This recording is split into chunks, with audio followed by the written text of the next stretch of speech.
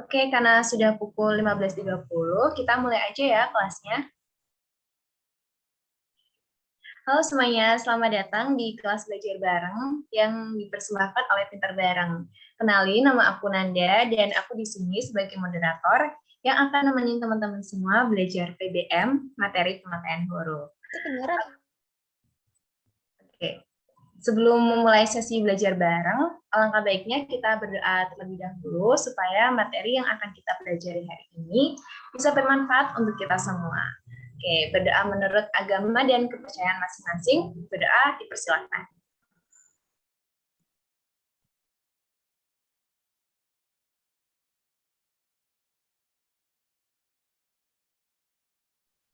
Oke, berdoa tidak pernah cukup. Sebelum kita mulai, aku mau nyampein beberapa rules acara saat belajar bareng. Jadi belajar bareng akan terbagi menjadi 3 sesi. Sesi yang pertama yaitu pemaparan materi PBM mengenai pemakaian huruf. Sesi kedua yaitu pengerjaan kuis. Dan sesi ketiga yaitu pembahasan kuis dan tanya jawab. Nah, bagi teman-teman yang ingin menggunakan dua device pada saat sesi kuis nanti, bisa banget nih dipersiapkan dari sekarang supaya nanti tidak ada kendala pada saat join quiz. Kemudian teman-teman yang ingin bertanya juga boleh banget nih menuliskan pertanyaannya melalui room chat atau open mic selama menjalani sesi belajar bareng. Teman-teman juga diperbolehkan untuk kamera supaya vibes belajarnya juga lebih berasa. Namun dimohon untuk tetap mengaktifkan mikrofon selama menjalani sesi belajar bareng. Yang terakhir, teman-teman jangan lupa untuk menyediakan air minum supaya tetap stay hydrated ya. Oke, nggak usah berlama-lama lagi ya. Langsung aja kita sambut tutor kita pada sesi belajar bareng sore hari ini, yaitu Kak Safura. Halo Kak Safura. Halo Nanda, halo semuanya. Halo Kak. Halo Kak. Aduh, gimana nih kabarnya Kak? Alhamdulillah, baik-baik. Gimana nih Nanda? Kalau Nanda sendiri gimana? Alhamdulillah baik juga nih. Nah, oke. Ini bisa aku mulai? Iya, boleh banget nih Kak. Oke. Terima kasih Nanda. Oke, sama-sama Kak Safura. Selamat sore semuanya. Assalamualaikum warahmatullahi wabarakatuh. Salam sejahtera bagi kita semua. Pertama-tama aku mengucapkan terima kasih kepada teman-teman yang udah bersedia hadir di kelas belajar bareng bersama Pinter Bareng. Ketemu lagi nih sama aku Safura dalam sesi belajar bareng khususnya subtes PBM dan topiknya adalah pemakaian huruf. Sebenarnya ini topik pemakaian huruf ini udah topik yang kedua ya, sesi yang kedua. Sebelumnya di minggu lalu kita juga udah belajar mengenai pemakaian huruf, tapi materinya belum selesai. Nah, oleh karena itu hari ini aku mau melanjutkan materi kita minggu lalu. Nah, sebelumnya, seperti yang tadi Nanda udah bilang, teman-teman bisa menyiapkan diri terlebih dahulu, menyiapkan catatan atau nyiapin minum, cemilan juga boleh, dan mengkondisikan suasana belajar dengan kondusif. Jadi nanti teman-teman bisa menyerap ilmunya juga dengan baik. Oke, sebelumnya seperti yang aku bilang tadi, ini adalah sesi kedua ya dari sesi pemaparan topik pemakaian huruf. Mungkin teman-teman kemarin ada yang udah join kelas bareng aku, tapi mungkin ada yang baru pertama kali join di hari ini. Oleh karena itu, izinkan aku untuk memperkenalkan diri terlebih dahulu. Jadi teman-teman tahu nih siapa sih yang di depan teman-teman yang ngomong hampir 2 jam nanti gitu. Oke, mungkin bisa next slide.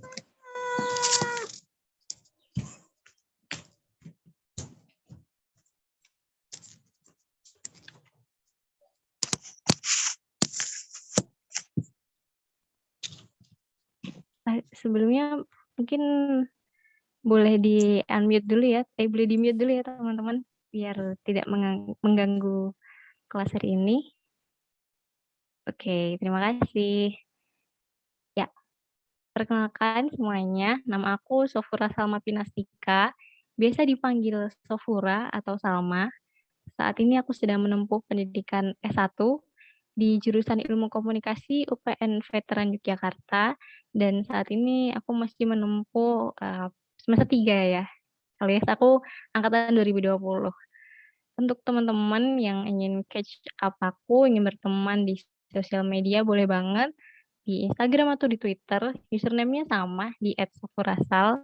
Teman-teman boleh, siapa tahu ada yang mau tanya-tanya tentang UTBK, tentang PBM, atau tentang jurusan Ilmu Komunikasi atau UPN, mungkin teman-teman ada yang mau masuk ke jurusan atau PTN tersebut, boleh tanya-tanya aku. Aku rasa singkat aja ya perkenalan kita, yang penting teman-teman udah tahu gitu, ada gambaran sekilas lah tentang aku gitu.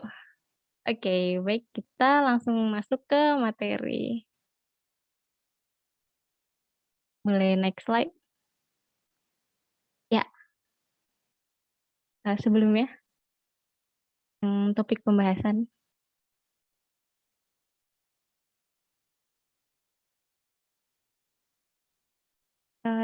Sebelumnya dulu, sebelumnya Nanda, yang topik pembahasan.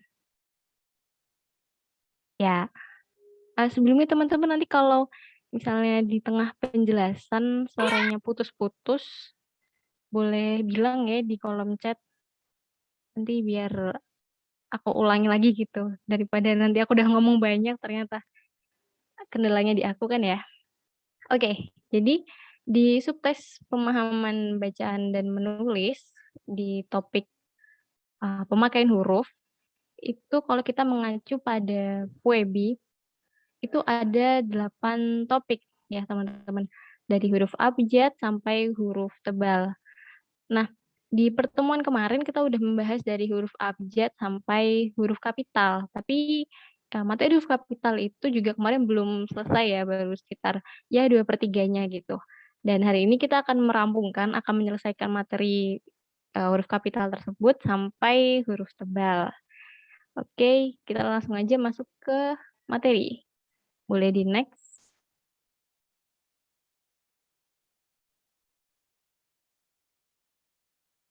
Ya, jadi di pertemuan kemarin kita udah membahas 8 kaidah ya dari pemakaian huruf kapital, dan sekarang kita lanjut ke kaidah yang ke-9.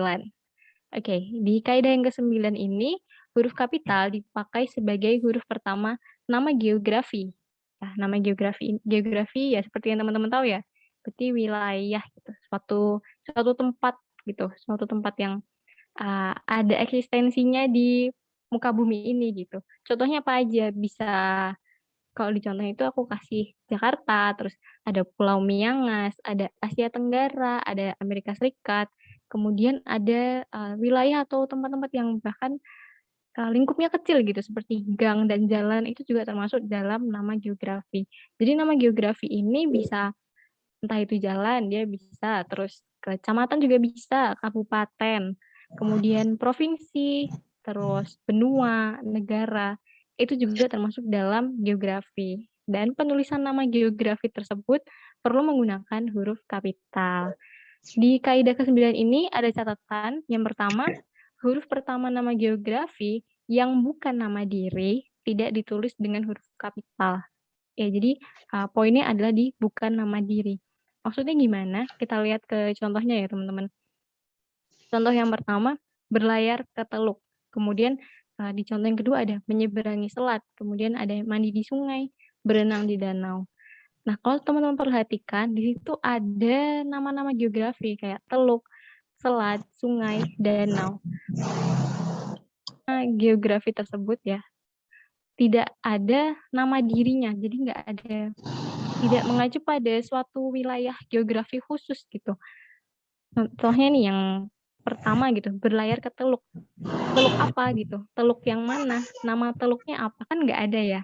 Nah, nama teluknya inilah yang disebut sebagai nama diri. Nah, kalau nggak ada nama diri ini, tidak perlu ditulis menggunakan huruf kapital. Ya, itu kuncinya di situ.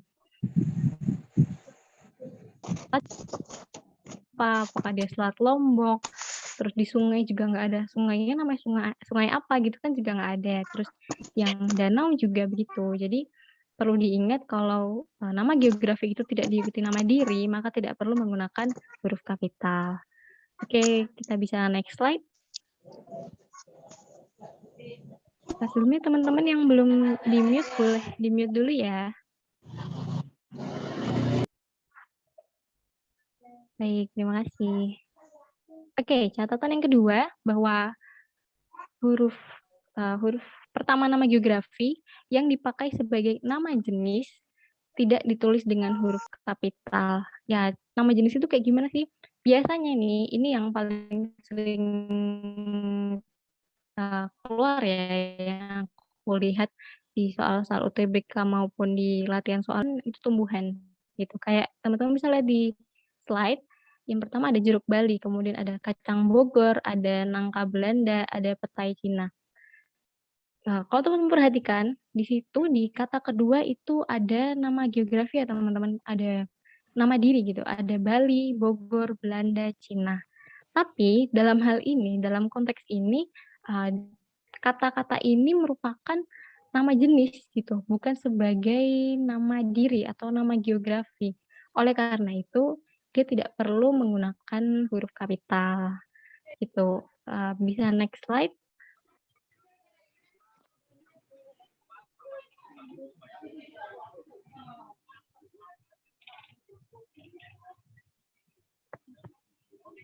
Ya, terima kasih. Di sini ada catatan selanjutnya bahwa nama yang disertai nama geografi dan merupakan nama jenis dapat disetarakan atau disejajarkan dengan nama jenis lain dalam kelompoknya. Maksudnya gimana? Tadi seperti kita tahu ada nama jenis tadi ya kayak jeruk Bali, kacang Bogor itu dia bisa disetarakan atau disejajarkan. Maksudnya jadi dalam penulisan dalam suatu kalimat nama-nama jenis ini tuh bisa ditulis dalam satu kalimat gitu. Kita lihat ke contohnya yang pertama, kita mengenal berbagai macam gula seperti gula Jawa, gula pasir, dan gula tebu. Nah, kata-kata seperti gula Jawa, gula pasir, dan gula tebu ini dia berdiri sebagai nama jenis ya teman-teman. Meskipun kita lihat lagi di salah satu kata tersebut ada gula Jawa. Jawa di sini memang geografi ya, ada wilayah namanya Jawa.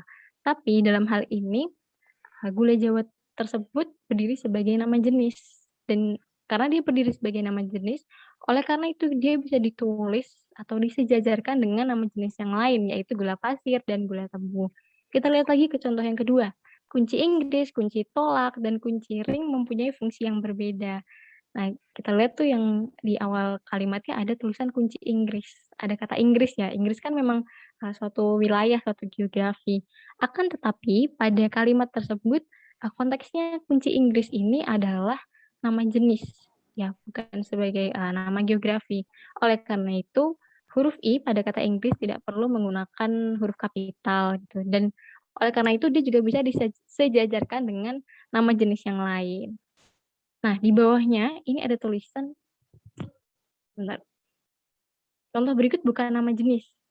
Nah, teman-teman bisa lihat di yang pertama, dia mengoleksi batik Cirebon, batik Pekalongan, dan batik Solo. Kemudian aku juga nulis di contoh kedua, murid-murid sekolah dasar itu menampilkan tarian Sumatera Selatan, tarian Kalimantan Timur, dan tarian Sulawesi.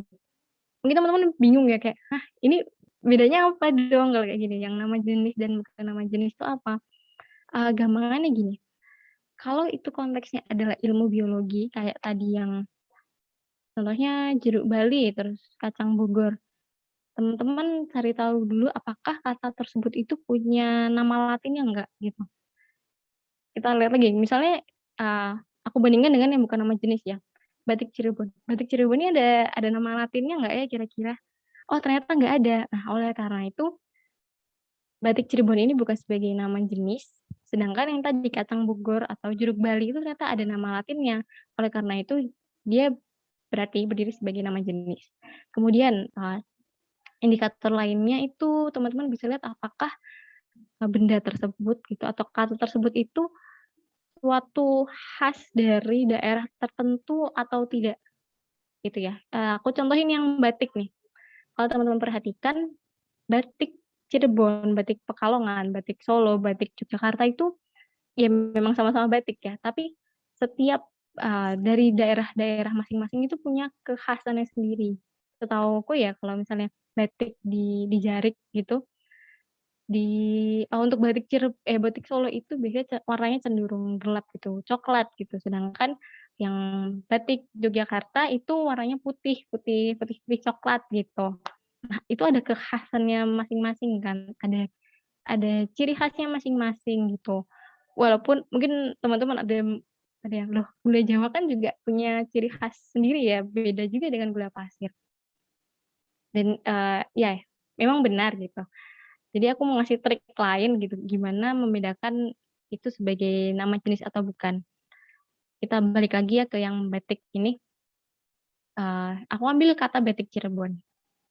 Itu ada kata batik dan Cirebon.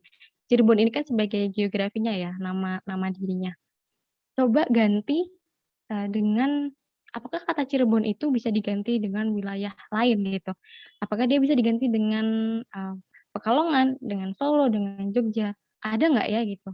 Dan apakah memang ada gitu batik batik Pekalongan, batik Solo? Oh ternyata ada gitu, dan dia mempunyai ciri khas masing-masing. Nah oleh karena itu berarti batik itu bukan berdiri sebagai nama jenis. Aku kasih contoh lagi misalnya gula Jawa. Itu ada kata gula, ada kata Jawa.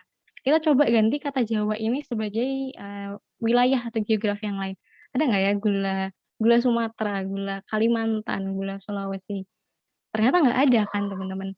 Nah, karena nggak ada itu berarti gula Jawa di sini dia berdiri sebagai, nama jenis, bukan sebagai nama diri atau kekhasan dari suatu daerah. Gitu ya triknya teman-teman. Terus, Pakai berangkat haji.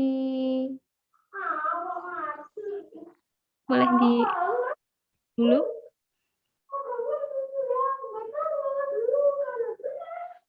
Boleh, tolong ya, terima kasih.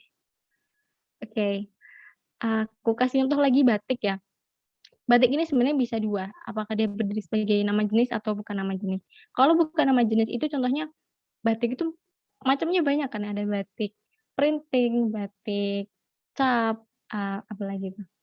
Nah, ya pokoknya banyak gitu ya, macamnya banyak itu. Nah, itu dia berarti batik berdiri sebagai nama jenis. Sedangkan batik kalau batik Cirebon, batik Pekalongan, batik Solo itu, batik bukan sebagai nama jenis. Gitu ya teman-teman, semoga bisa dipahami. Oke, boleh lanjut?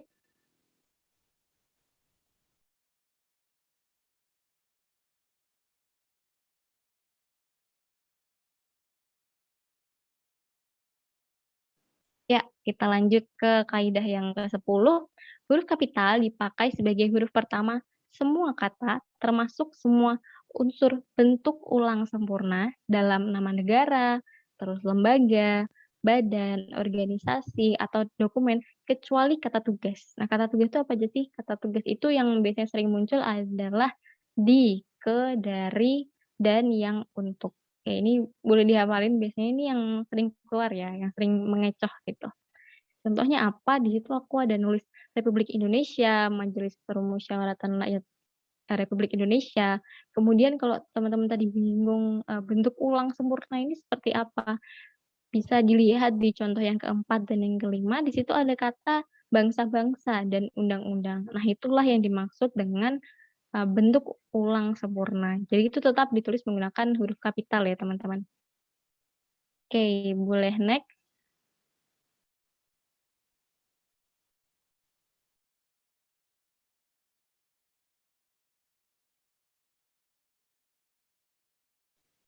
Ya, kita lanjut ke kaidah yang ke-11.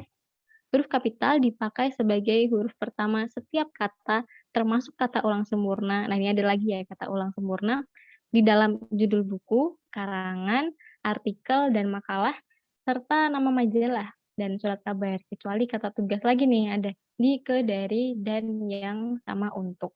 Nah, bisa teman-teman lihat di sini, aku nulis, saya telah membaca buku dari Ave Maria ke Jalan Lain ke Roma. Nah, ini judul bukunya ya, dari Ave Maria ke Jalan Lain ke Roma.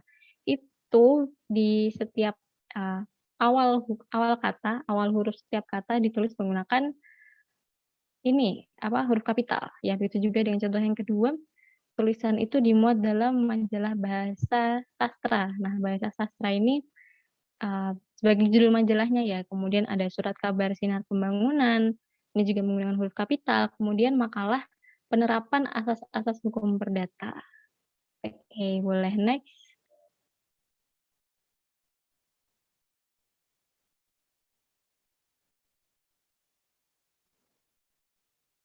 Ya, yang selanjutnya, huruf kapital dipakai sebagai huruf pertama unsur singkatan nama gelar, pangkat, atau sapaan. Nama gelar ini bisa I have that information for Mr. Rashid's group. He'll be here in a few minutes. I'm working as fast as I can.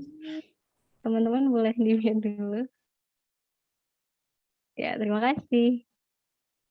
Oke, lanjut ya. Nama gelar. Gelar ini bisa gelar akademik, bisa gelar keagamaan. Contoh gelar akademik di situ aku nulis sarjana hukum, terus ada Master of Arts, ada Magister Humaniora. Kemudian gelar keagamaan ini ada contohnya Kiai Haji, terus ada pendeta. Nah, kalau pangkat atau gelar kehormatan gitu ya, di sini ada Raden Ayu, ada juga Sultan. Kemudian yang sapaan di sini aku ada nulis doktor ya, ingat ini dokter ya, bukan dokter. Kalau penulisan dokter itu D-nya kecil, kalau doktor itu D-nya huruf kapital. Kemudian aku juga nulis nyonya, ada saudara. Itu juga di setiap huruf, di setiap awal katanya menggunakan huruf kapital. Oke, boleh next.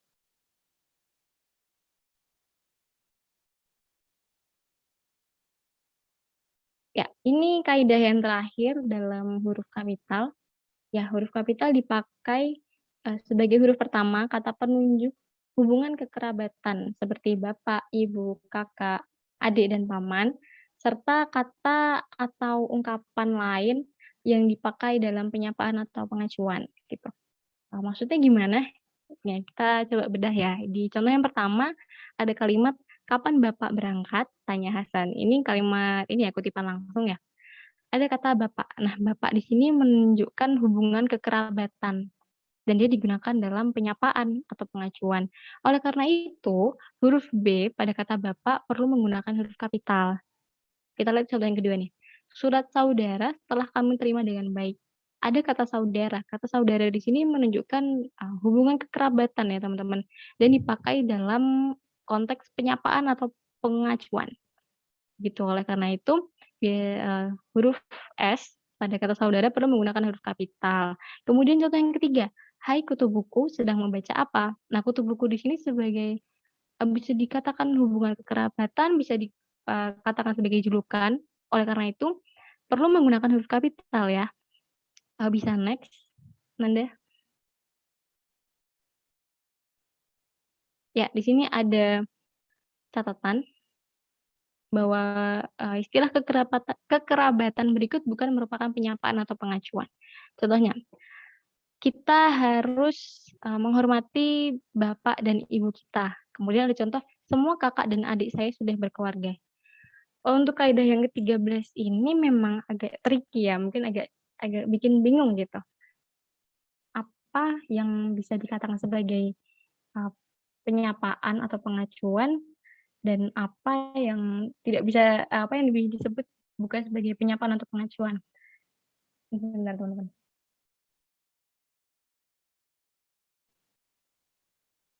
Kalau kita lihat contoh yang pertama ya, kita harus menghormati bapak dan ibu kita. Di situ ada kata bapak dan ibu.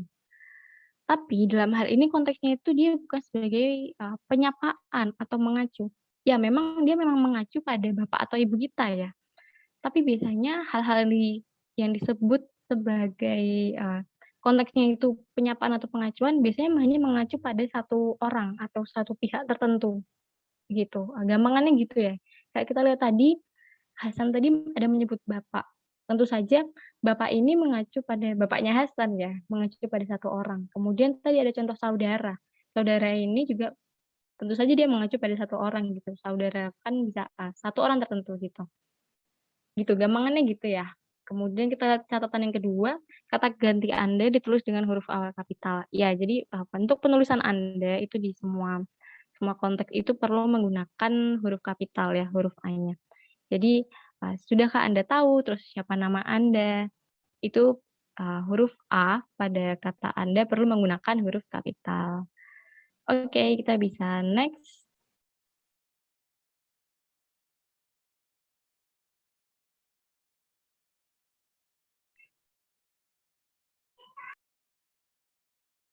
Ya, kita beralih topik ya, beralih bahasan.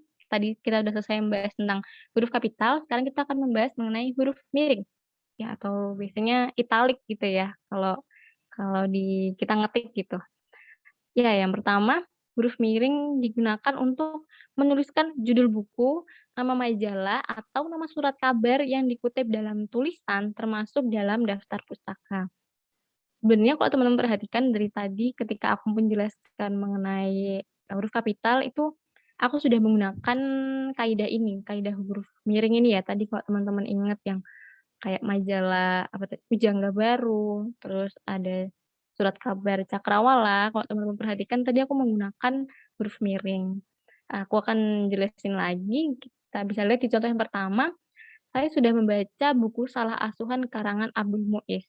Ya, salah asuhan pada kalimat tersebut merupakan judul dari buku tersebut. Nah, oleh karena itu perlu menggunakan huruf miring. Begitu juga dengan majalah Pujangga Baru, kemudian ada surat kabar Cakrawala, dan yang contoh yang terakhir ini namanya daftar pustaka ya teman-teman. Mungkin teman-teman ada yang udah dapat materi ini, kayaknya di kelas 11 itu ada materi tentang daftar pustaka. Jadi ingat-ingat ya teman, daftar pustaka itu cara penyusunannya adalah gampangan ya, nata jukopen. Nanya itu nama pengarang, ta-nya itu tahun diterbitkannya karya tersebut, kemudian ju ya, nata ju. Ju itu sebagai judul buku, judul majalah atau judul surat kabar. Kemudian ko itu adalah kota di mana penerbitnya. Kemudian pen itu adalah penerbit.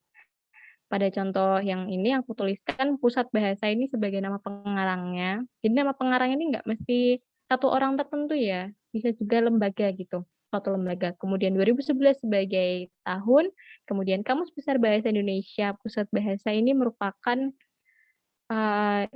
judulnya ya, judul bukunya ini. Kemudian biasanya ada, bentar dulu.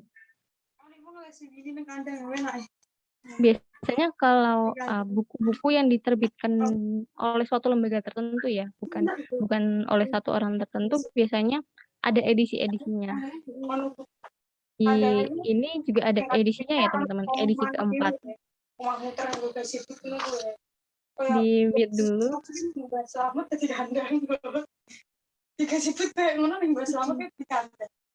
Mungkin host boleh bantu. Ya, terima kasih teman-teman. Oke, aku lanjut ya. Jadi untuk biasanya emang gampangnya daftar pustaka itu memang terdiri dari nata jukopen. Tapi ada beberapa yang menyisipkan edisinya. Nah, kalau ada yang menyisipkan edisi, itu ditaruh setelah judul dan dia tidak perlu menggunakan huruf miring. Gitu. Oke, boleh lanjut.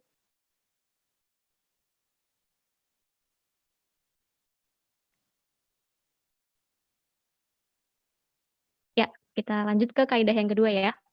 Huruf miring ini digunakan untuk menegaskan atau mengkhususkan huruf, bagian kata, atau kelompok kata dalam kalimat.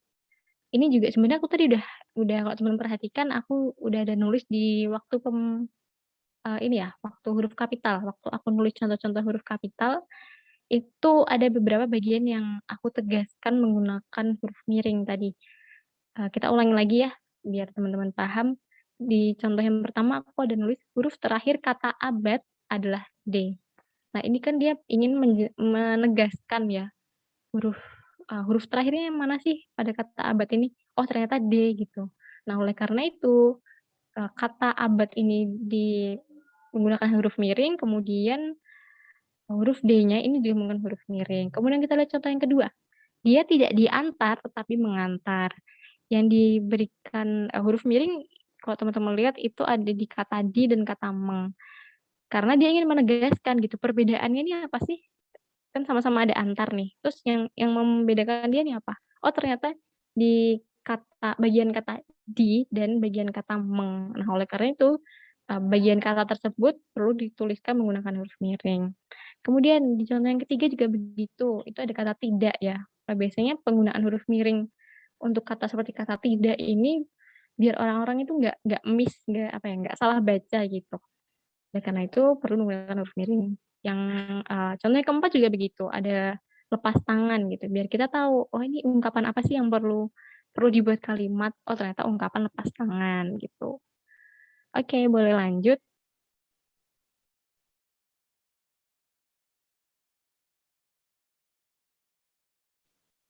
Ya, ini kaidah yang ketiga ya.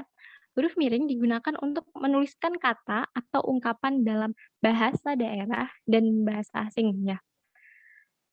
Bahasa daerah dan bahasa asing ini kan kadang, kita nggak tahu ya artinya, tidak semua orang itu tahu gitu, apalagi di Indonesia ini bahasa daerah banyak sekali gitu. Oleh karena itu, perlu menggunakan huruf miring, begitu juga dengan bahasa asing. Bahasa asing ini bisa macam-macam ya, apakah, bahasa Inggris atau mungkin bahasa Rusia dan bahasa-bahasa lainnya, intinya bahasa selain bahasa Indonesia. Kita lihat di contohnya, yang pertama upacara pusijek atau tepung tawar menarik perhatian wisatawan asing yang berkunjung ke Aceh. Nah, pada ungkapan yang aku beri ini ya, tulis huruf miring ini kan, bahasa daerah ya, ungkapan dari bahasa daerah. Oleh karena itu perlu menggunakan huruf miring. Begitu juga dengan contoh yang kedua nih, ini nama ilmiahnya dari buah manggis, itu Garcinia mangustana. Garcinia mangustana ini kan sebagai ini ya, bahasa Latin ya, bahasa Latin dari buah manggis. Oleh karena itu perlu menggunakan huruf miring. Begitu juga dengan contoh yang ketiga ada Wetan Syaung, kemudian contoh yang keempat Bhinneka Tunggal Ika. Ya, seperti yang kita ketahui Bhinneka Tunggal Ika memang ungkapan yang mungkin udah familiar ya sehari-hari gitu. Tapi Bhinneka Tunggal Ika ini sebenarnya bukan dari bahasa Indonesia ya, kalau tidak salah dari bahasa Sanskerta. Nah, oleh karena itu perlu menggunakan huruf miring. Oke, kita bisa next. Kak mau tanya. Eee, Mungkin untuk tanyanya bisa nanti ya Stefani, bisa di akhir, bisa disimpan dulu. Oke, nanti habis penjelasan materi baru boleh ada nanti kok sesi tanya jawab. Ya, terima kasih ya. Kemudian kita lanjut dulu ya, di huruf miring ini ada catatan, ada 3 catatan bahwa nama diri, seperti contohnya nama orang, nama lembaga, nama organisasi, yang ditulis dalam bahasa asing atau bahasa daerah itu tidak ditulis dengan huruf miring. Contohnya nih, nama orang, James Bond gitu. James Bond kan, ya bukan nama yang lazim ya untuk nama orang Indonesia gitu dan biasanya digunakan oleh orang-orang asing gitu, orang selain orang Indonesia. Dan itu juga dalam bahasa asing gitu, bahasa Inggris. Nah, untuk penulisan nama orang tersebut tidak perlu menggunakan huruf miring gitu. Begitu juga dengan misalnya ada orang namanya Song Joong Ki gitu. Nah, itu juga nggak perlu pakai huruf miring, ditulisnya biasa aja gitu. Kemudian nama lembaga atau organisasi, contohnya lembaga WHO ya, World World Health Organization. Nah, itu kan dalam bahasa Inggris ya, bahasa asing. Itu juga tidak perlu menggunakan huruf miring. Dan perlu diingat kalau kita ingat lagi tadi ya penulisan huruf kapital, penulisan lembaga itu di setiap awalan katanya perlu menggunakan huruf kapital. Kemudian catatan yang kedua, dalam naskah tulis tangan atau mesin tik bukan komputer, bagian yang akan dicetak miring ditandai dengan garis bawah.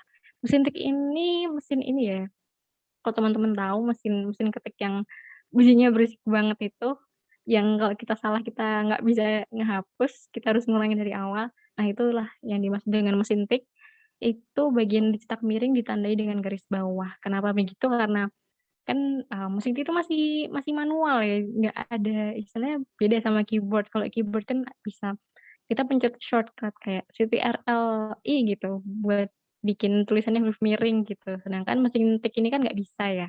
Nah, oleh karena itu, kalau kata yang perlu dicetak miring itu ditandai dengan garis bawah.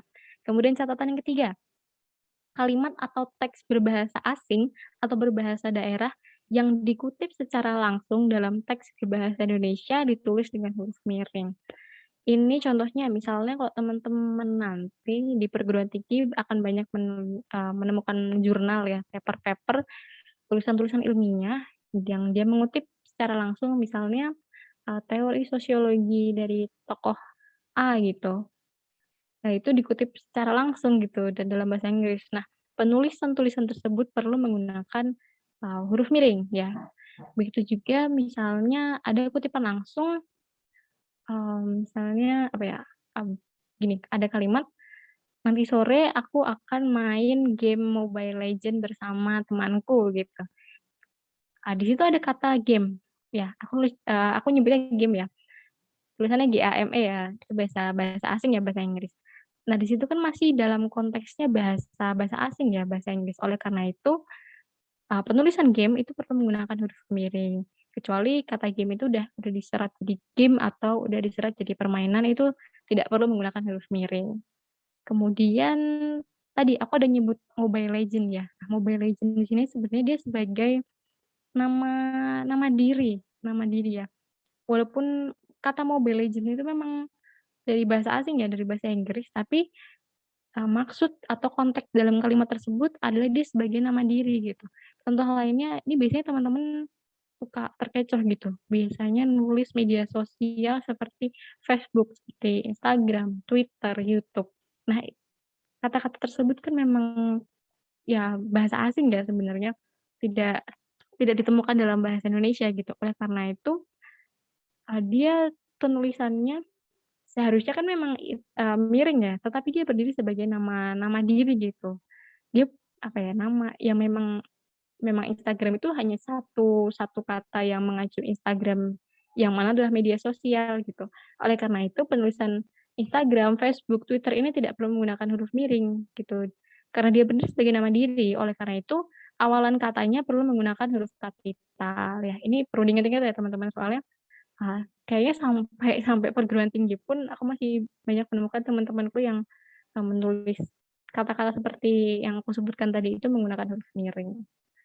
Oke, kita bisa lanjut. Sebentar ya teman-teman, aku izin minum. Teman-teman kalau ada yang mau minum, boleh boleh, dipersilakan.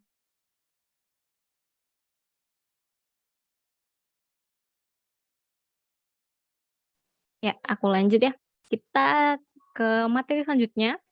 Materi yang terakhir ya, yang ke-8 adalah materi huruf tebal. Ya, kita lihat di sini huruf tebal itu sebenarnya ya, tidak banyak, eee, kaidah-kaidahnya dan juga seingatku dan setahuku jarang sih sebenarnya muncul di subtes PBM ya, di UTBK maupun di latihan-latihan soal itu jarang. Biasanya yang paling sering itu ada untuk materi pemakaian huruf itu di tadi, huruf kapital, kemudian sama huruf miring, itu biasanya yang cukup cukup sering ditemukan. Oke, kita masuk ke huruf tebal ya. Kaidah yang pertama, huruf tebal digunakan untuk menegaskan bagian tulisan yang sudah ditulis miring. Nah, lagi-lagi ini sebenarnya tadi udah sempat aku tulis kalau teman-teman perhatikan di contoh huruf kapital ya, tadi itu dari judul buku dari Ave Maria ke Jalan Lain ke Roma. Kalau teman-teman ingat tadi sebenarnya aku udah menggunakan kaidah itu gabungan semua kaidah ya, dari kaidah huruf kapital, dari huruf miring dan huruf tebal. Nah, aku bakalan jelasin lagi, kita lihat contohnya.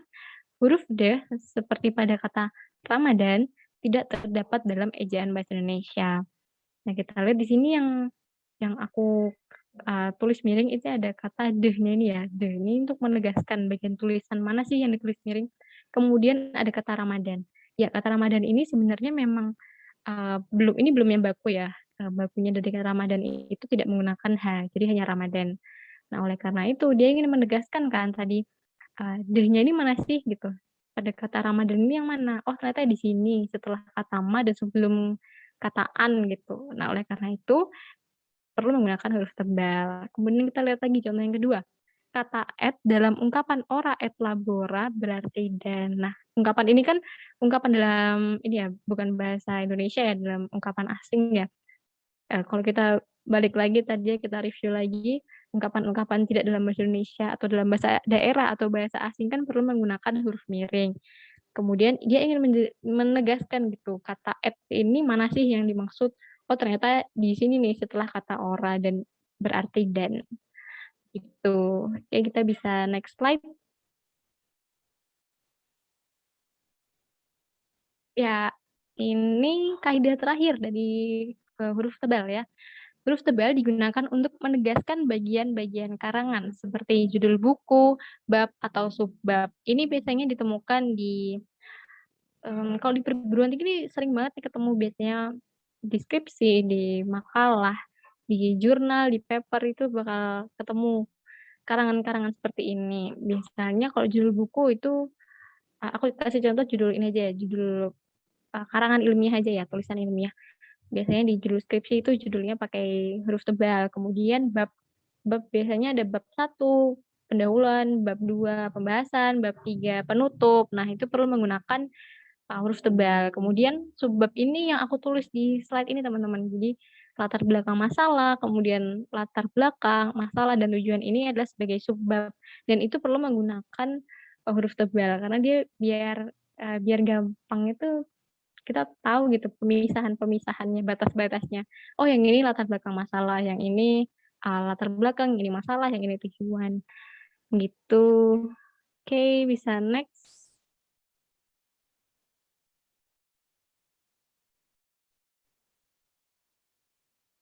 Ya, terus udah selesai ya teman-teman sesi pemaparan materinya. Oke, terima kasih. Aku kembalikan ke moderator terlebih dahulu. Oke, terima kasih banyak Kak Safura buat materi yang dibawakan pada sore hari ini. Gimana nih teman-teman penjelasan dari Kak Safura? Udah pada paham belum kira-kira? Kalau buat teman-teman yang masih bingung, boleh banget nih tanya ke Kak Safura langsung, bisa melalui kolom chat atau melalui open mic. Yuk, yang belum paham atau masih bingung, boleh banget nih bertanya.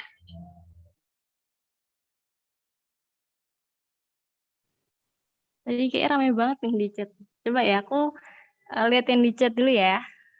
Oke, Kak, Lihat ya dulu. ini Ramai ramai banget. banget di chat.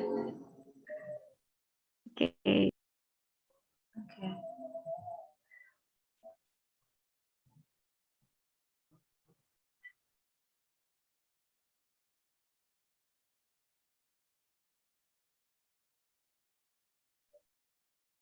Ini Kak, ada pertanyaan dari Felix ya.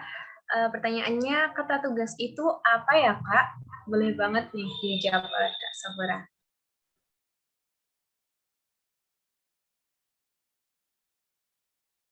Oke. Bentar. Kata tugas itu gampangannya kata atau frasa yang sebenarnya tidak berfungsi sebagai unsur inti gitu atau istilahnya gimana ya? Untuk mendukung gitu atau menghubungkan. Contohnya tadi kan ada di, ke, dari, dan, yang, sama, untuk ya. Nah, itu adalah sebagai kata tugas. Itu dan sebenarnya kata tugas ini bisa diturunkan, ada golongan-golongannya. Ada kata sendi, ada kata bilangan, ada kata bantu, ada kata seru, terus kata hubung ya, ada kata hubung konjungsi, kemudian ada kata perintah, ada kata arah, ada kata penegas, banyak sebenarnya gitu. Tergantung konteks ya sebenarnya kata tugas ini kalau kita lihat tadi ada di, ke, dari, dan, yang, untuk. Di ini kan bisa sebagai kata ini kata apa sih saya? Menunjukkan tempatnya gitu ya, arah gitu. Kemudian ada kata yang ini kan istilahnya kata yang nggak ada artinya ya sebenarnya, maksudnya kalau mau kita artikan tuh apa ya gitu kata yang itu. Jadi dia fungsinya untuk ya menghubungkan, tidak ada makna tertentu sih sebenarnya, tapi dia untuk menghubungkan unsur-unsur dalam kalimat itu. Kemudian ada ke, ya ke ini sebagai tadi ada apa tadi nyebutin kata arah gitu ya, itu ke sebagai kata arah. Terus apa tadi? Di, ke, dari, dan ini sebagai konjungsi kata penghubung ya teman-teman. Kemudian dan yang untuk. Nah, untuknya juga untuk ini kan sebagai bisa dikatakan kata arah ya. Untuk ini kan dari suatu hal ke hal yang lain gitu. Itu jadi gampangannya gitu ya. Semoga bisa menjawab ya. Oke. Gimana nih, Felix, udah kejawab belum pertanyaannya?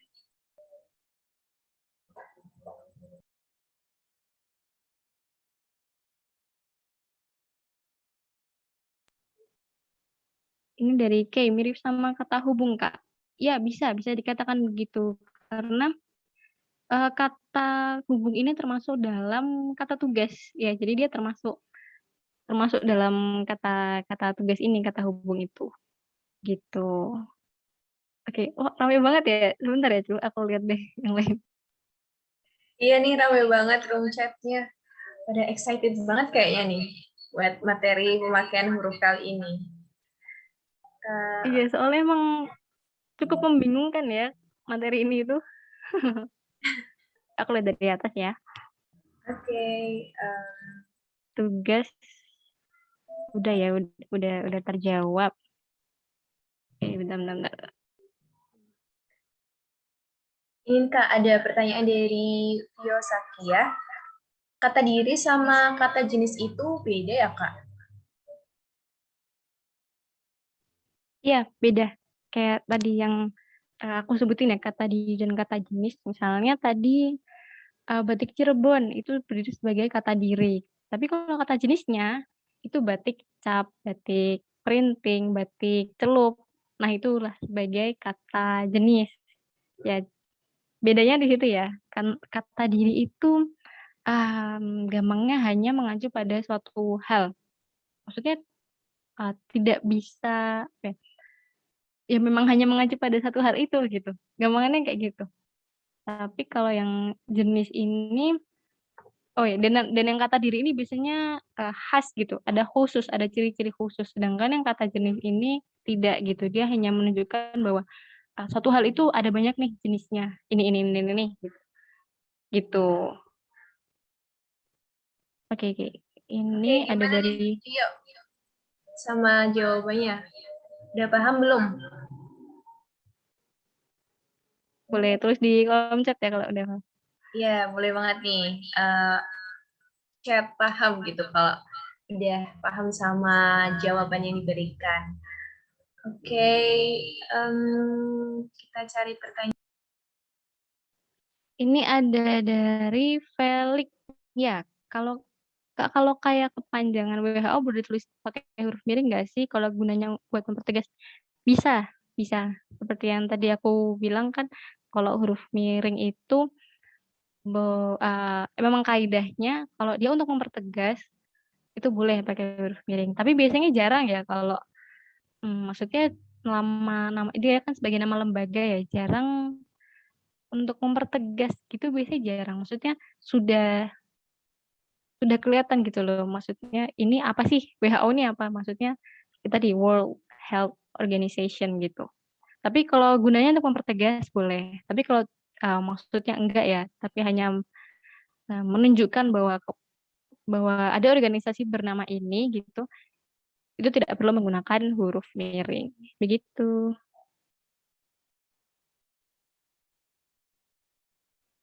Kemudian ada dari JJ, berarti kalau misalnya disebutin batik Solo, batik Jawa, batik Bali itu benar penulisannya gini, Kak?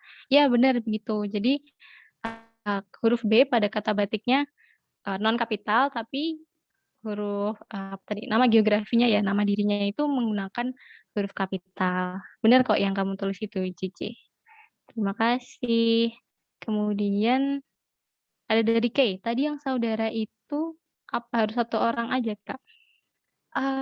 Sebenarnya bukan harus satu orang ya, tapi lebih ke mungkin boleh ke tadi materi yang tadi dulu, Nanda, apa ya tadi, 13 deh kalau nggak salah, Kaidah 13.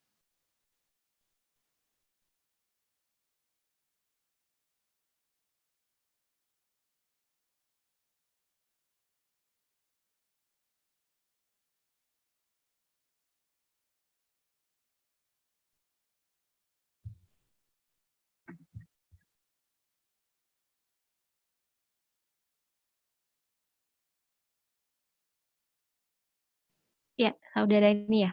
Surat saudara telah kami terima dengan baik. biasanya ya kalau kita lihat nih kalimatnya, surat saudara telah kami terima dengan baik. Biasanya ini ya, kata saudara ini memang hanya menunjukkan pada satu orang atau satu pihak aja ya, teman-teman. Karena kalau saudara-saudara, nah itu baru baru menunjukkan, ada banyak kan, ada banyak orang.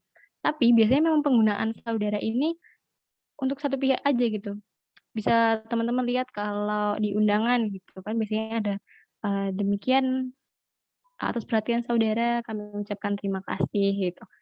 Dan biasanya undangan itu kan memang hanya untuk satu orang ya, dan dalam, undangan tersebut menggunakan kata saudara. Nah, oleh karena itu, biasanya memang saudara ini hanya mengacu pada satu orang gitu. Oleh karena itu dia dia konteksnya adalah sebagai penyampaan atau pengacuan, begitu.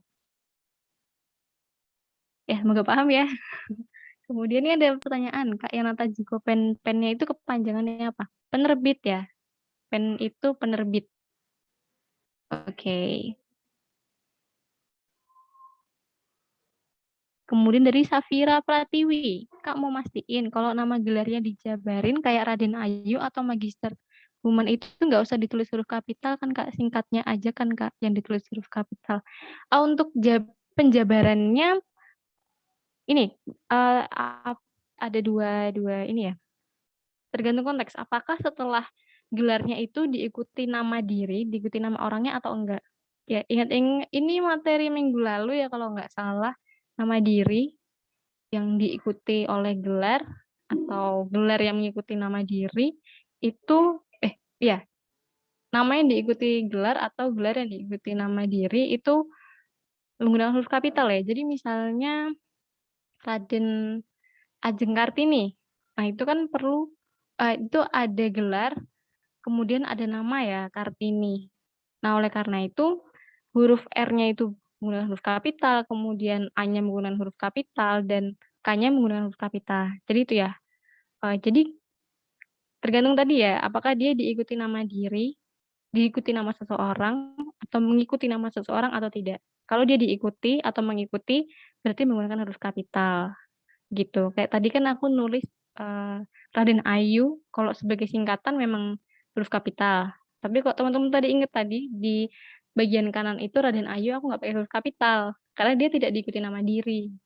Gitu ya. Semoga menjawab ya, semoga makin paham. Oke, coba aku ke atas lagi ya. Ini masih banyak nih yang belum terjawab. Ini Kak, ada pertanyaan dari Vita. Kalau kata pada itu kata tugas bukan Kak?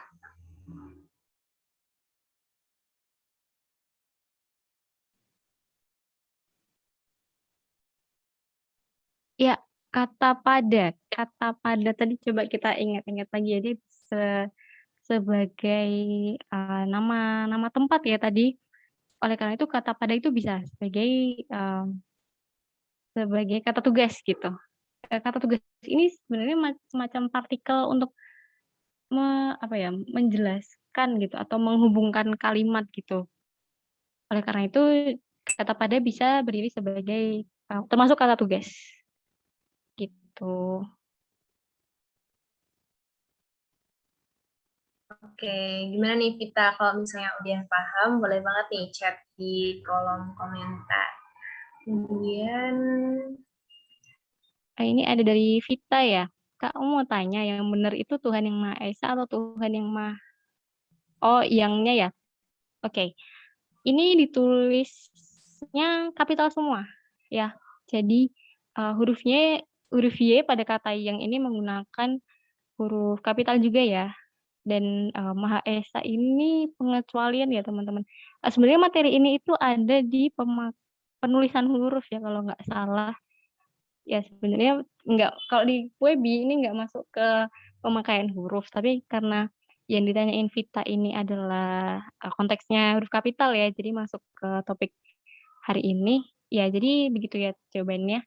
Huruf Y-nya tetap menggunakan huruf kapital karena dia juga sebagai sebutan untuk nama Tuhan gitu. Ya, tulisannya yang benar begitu. Terima kasih Vita. Semoga paham ya. Oke, aku coba ke atas lagi ya. Boleh, boleh, Kak.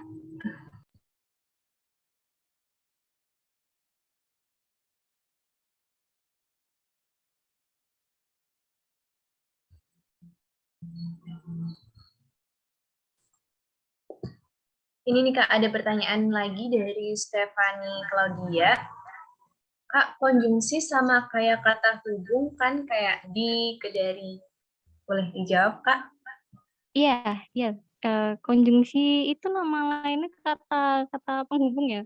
Dan konjungsi itu kan ada banyak ya. Itu juga sebenarnya masuk ke materi PBM. Ada materinya sendiri ya sebenarnya teman-teman. Itu penulisan kata apa ya? Atau ada sebenarnya ada materinya sendiri. Mungkin kalau lebih lanjut bisa ikut kelas pinter bareng, kelas belajar bareng yang lain ya nanti sama tutor yang lain. Ya, jadi begitu. Konjungsi itu kata penghubung sama. Oke. Gimana nih Stefani sama jawabannya? Udah paham atau belum? Boleh chat di kolom komentar. Oke. Ini aku mau jawabin yang atas-atas ya tadi. Kak, PDF catatannya nanti di-share di mana, Kak? Nanti di grup ini ya, grup Telegram. Tadi kayaknya udah ada yang nge-share, teman-teman bisa join di situ. Nanti di-share kok PDF dari slide ini. Kemudian tadi ada Putra yang tanya, Kak, kenapa dari ditulis kapital? Ini kayaknya tadi konteksnya yang ini ya, judul buku ya. Karena tadi kata dari itu sebagai judul buku ya, karena dia pada awal dan dia pada awal judulnya ya. Gitu. Jadi kalau mungkin boleh ini slide-nya boleh di sebelumnya.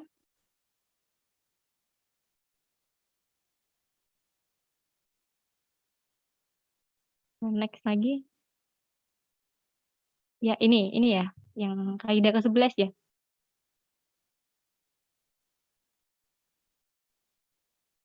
Ya, yang ini. Yang ini ya mungkin yang dimaksud Putra tadi. Saya telah membaca buku dari Ave Maria ke Jalan Lain ke Roma. Di sini ada dua kata tugas ya, dari sama ke. Nah, tapi kenapa yang dari kok pakai huruf kapital? Karena dia ada sebagai awalan dari judul buku itu, ya. Jadi kata tugas yang ditulis non kapital itu kalau dia di tengah-tengah gitu, bukan sebagai awalan dari judul gitu ya. Jadi itu alasannya kenapa darinya ditulis kapital tapi ke-nya tidak kapital. Gitu. Semoga menjawab ya. Oke, kita lanjut.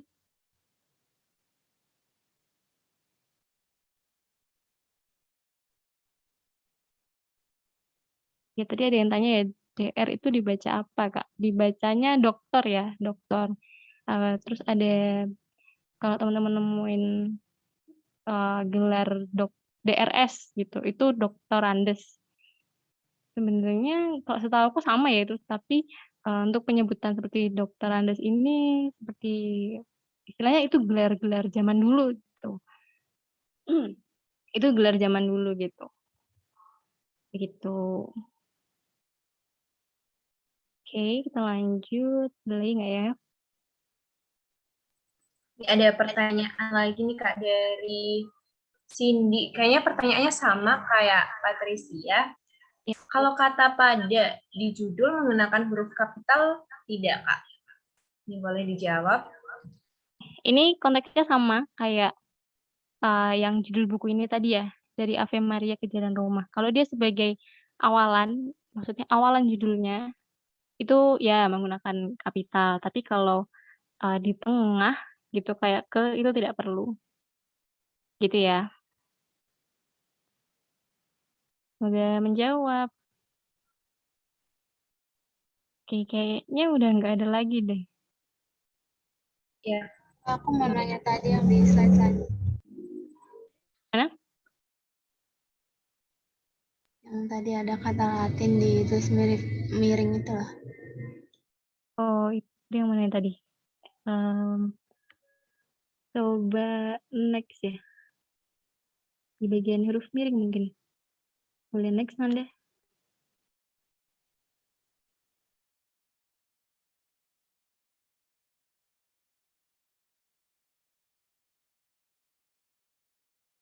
Maaf tadi gimana ya pertanyaannya kurang jelas di aku. Bukan yang ini Kak tadi yang warnanya pink. Yang materi huruf miring, next, coba next lagi. Lagi. Ini bukan? Ya ini. Itu G-nya yang garis sininya kenapa G-nya gede? Ya, ini memang penulisan huruf Latin itu seperti itu ya, Stefani. Untuk dalam bahasa Indonesia memang ditulisnya menggunakan huruf miring. Biasanya kan huruf Latin ada dua ya, ada dua kata. Nah, huruf pertama pada kata pertama itu menggunakan huruf kapital gitu. Tapi kata selanjutnya tidak perlu menggunakan huruf kapital gitu. Jadi memang kaidahnya itu seperti itu, Stefani, untuk penulisan huruf Latin.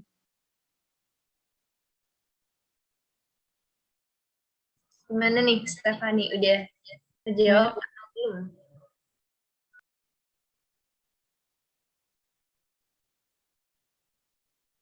Atau masih bingung?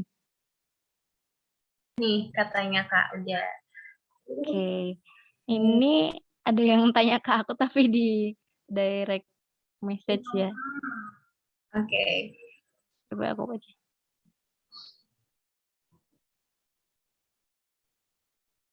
Kak, berarti kalau judul buku yang di awal kalimat berarti ditulisnya huruf kapital ya, Kak. Tapi kalau ada di tengah dia nggak kapital. Ya, benar, benar. Ini siapa yang tanya?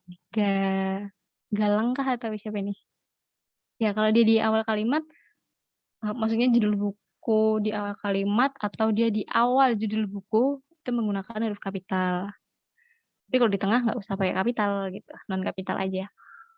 Kemudian ada dari Vita, kalau DR titik kan dokter Kak.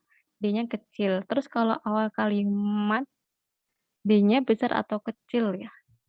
Tetap kecil ya, tapi biasanya gini, untuk penulisan gelar-gelar seperti ini kalau kalimat terus dia maksudnya hmm, awal kalimat gitu ya maksudnya, itu jarang ya. Biasanya dia diganti tetap ditulis dokter gitu, bukan bukan singkatan dari dokter itu gitu.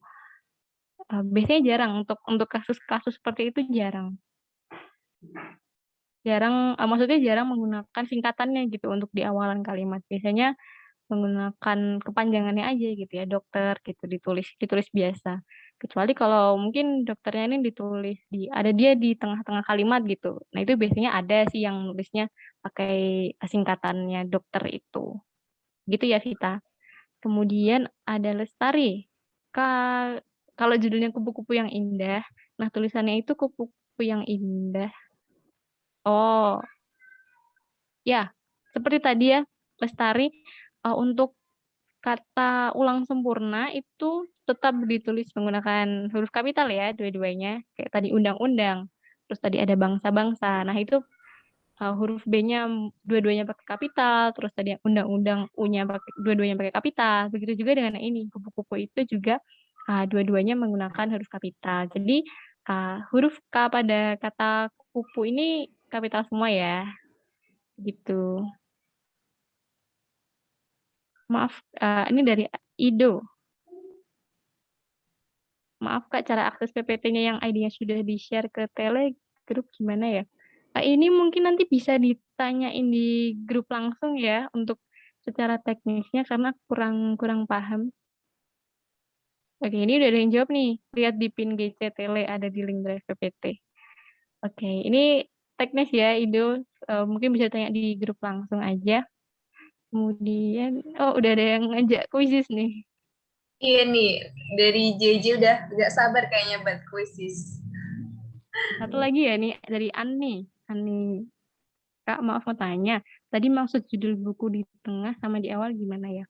Oke, mungkin boleh ke slide sebelumnya Nanda kita ulangin lagi.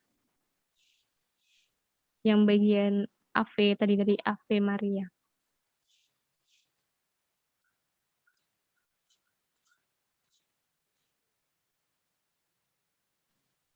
Ya, sebelumnya lagi.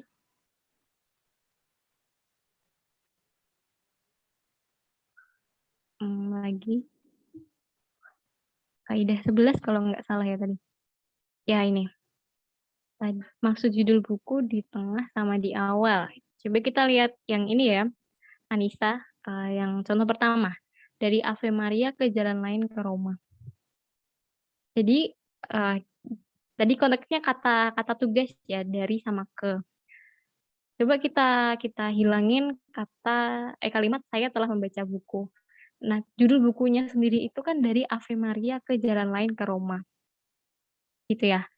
Kata tugas dari, ini ada di awal kalimat, oke? Ada di awal judul gitu. Padahal kita tahu bahwa kata dari itu penulisannya non kapital kan gitu. Tapi kata dari di sini konteksnya dia ditulis sebagai awalan judul gitu. Awalan judul buku itu. Nah, oleh karena itu perlu menggunakan huruf kapital. Tapi beda hal lagi, nanti misalnya dari ini di tengah-tengah. Contohnya apa ya? Misalnya dari ini mengganti kata ke ya pada judul buku itu, misalnya judulnya tadi ke Ave Maria dari Jalan Lain dari Roma gitu misalnya. Nah, penulisan dari itu tidak perlu menggunakan huruf kapital gitu, dan penulisan kata tugas ke-nya kalau dia ada di awal judul itu, berarti dia perlu menggunakan huruf kapital. Tapi kalau dia di tengah-tengah, kayak yang aku kasih lihat di slide ini, itu tidak perlu menggunakan huruf kapital, begitu. Gimana? Apakah sudah jelas atau masih bingung, Anissa?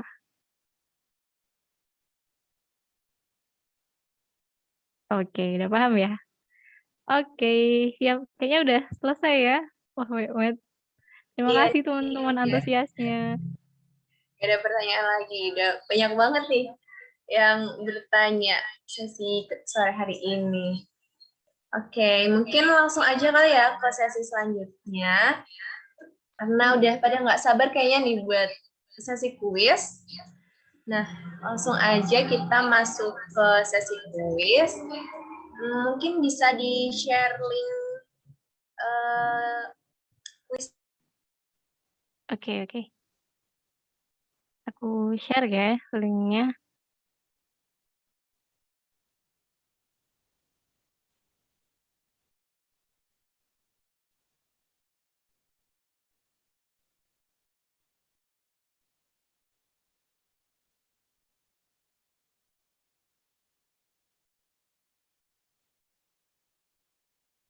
Oh, sorry. Sebentar. Ini malah nggak ke everyone.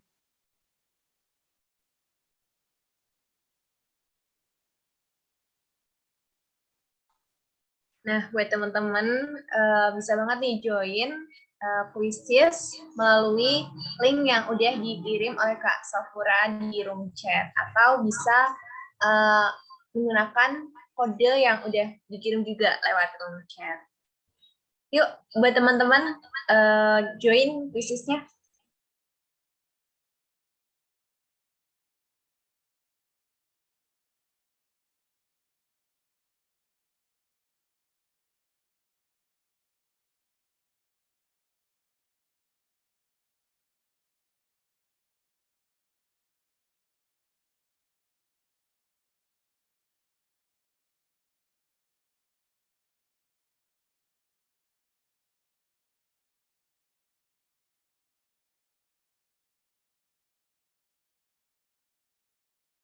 Sebelumnya aku mau tanya dulu nih ke teman-teman, apakah teman-teman berkenan buat ditampilkan peringkatnya selama kuisnya?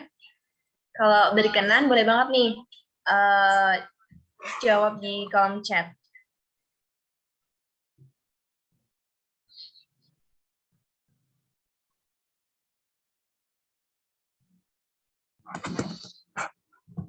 Oke, banyak nih yang berkenan. Oke, kayaknya pada semangat banget nih buat kuis. Oke. Yuk, yang belum join yuk.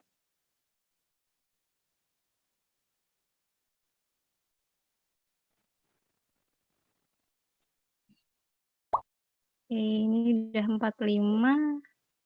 Ini partisipannya 60. Oke, masih aku tunggu ya. 1 menit lagi deh.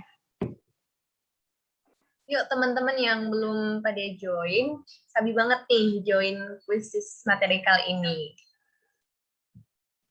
Kak, mau tanya, ini nanti dibahas kalian atau gimana ya, Kak?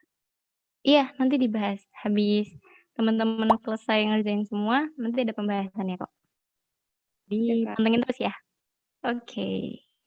Sebelumnya aku izin off cam ya, biar nggak lemot ini. Share screen-nya. Iya Kak, nggak apa-apa Kak. Oke. Oke, ini udah 47. Oke. Kayaknya aku mulai aja ya. Udah banyak nih. Selamat mengerjakan teman-teman.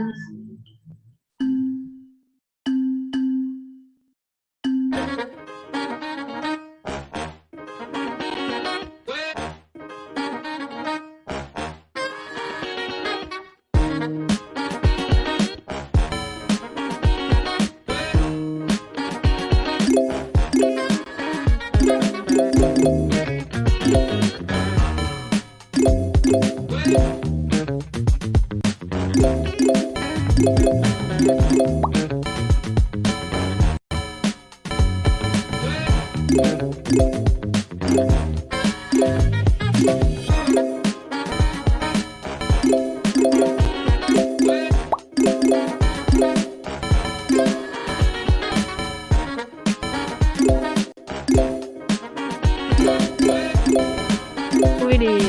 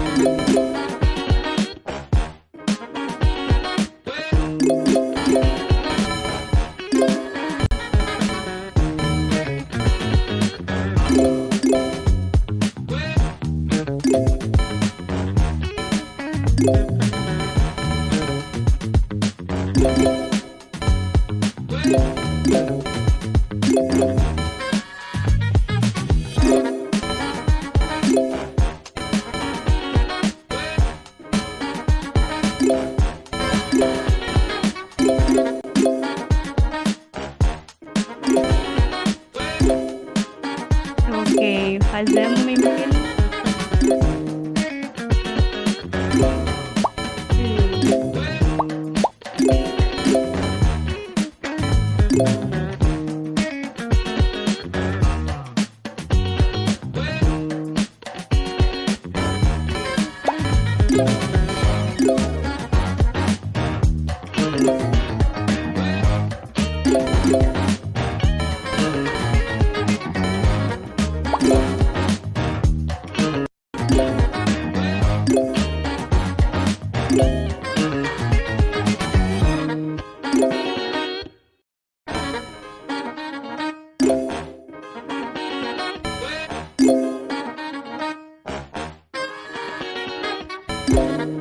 Aku tunggu 2 menit lagi ya teman-teman. Yuk yang belum selesai.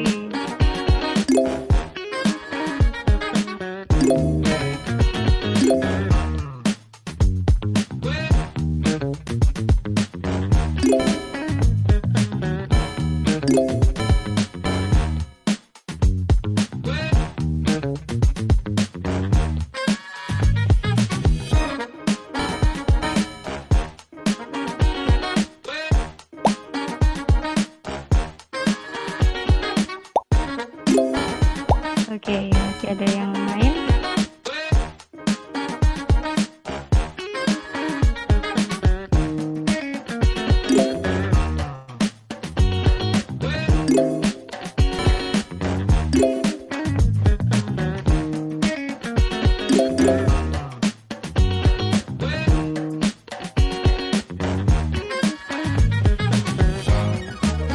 Yang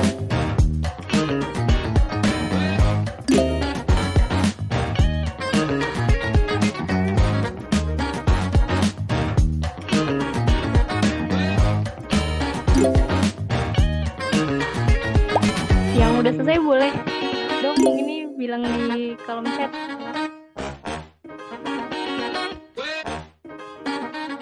Biar aku tahu dan pada selesai belum nih.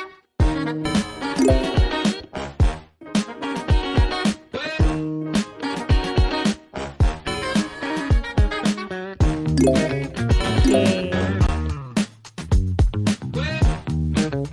Kok ini Putra pakai emot sedih nih kenapa nih? Coba nih, kok buatnya. Banyak salah ya. Oh, lumayan nih, banyak salah nih. Nomor 1 lumayan ya, banyak salah nih. Bener 1, nggak apa-apa Putra. Good job, good job.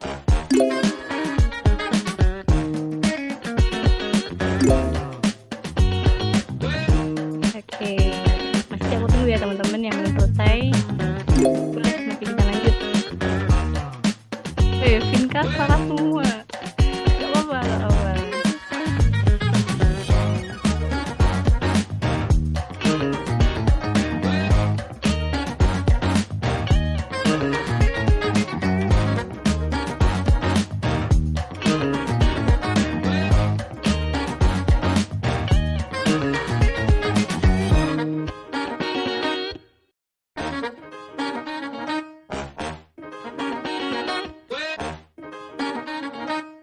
Oke, kayaknya udah semua ya. Ini udah nggak ada suara masuk tuing-tuing lagi nih. Iya nih, kayaknya Iya. udah pada selesai semuanya. Iya. Gimana nih teman-teman soalnya? Tadi ada yang dari Putra. Gak apa-apa, nanti bisa latihan lagi biar besok waktu kuisis bisa bener banyak. Tuh, kita lihat leaderboard-nya ya. Nomor 1 nih, dipimpin oleh Syah. Widih, skornya 4.910.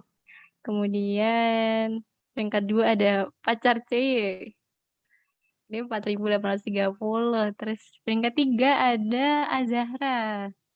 4.000 juga, 4.430. Di peringkat 4 ada Faza. Faza 4.450. Di nomor 5 ada Devi 4.260. Wih, keren. Coba, aku sebelum membahas, aku mau lihat dulu ya, ini teman-teman berapa sih yang banyak yang salah, yang paling banyak salah di mana? Oke, kita lihat nomor 1 ada 16 yang benar, ada 42 yang salah. Wah, lumayan ya ini. Kemudian nomor 2 ada 40 yang benar, ada 18 yang salah. Oke, lumayan nih, berarti teman-teman mostly udah pada bisa ya. Nomor 3 juga udah 40-an. Nomor 4, 40-an. Nah, nomor 5 ini, ada 34 ya yang incorrect. Berarti ada nomor 1 dan 5 ya teman-teman yang agak membingungkan ya.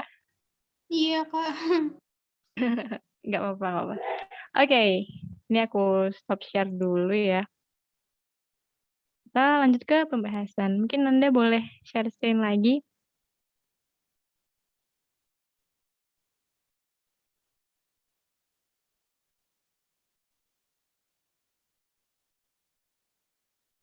Oke. Bentar, masih nunggu.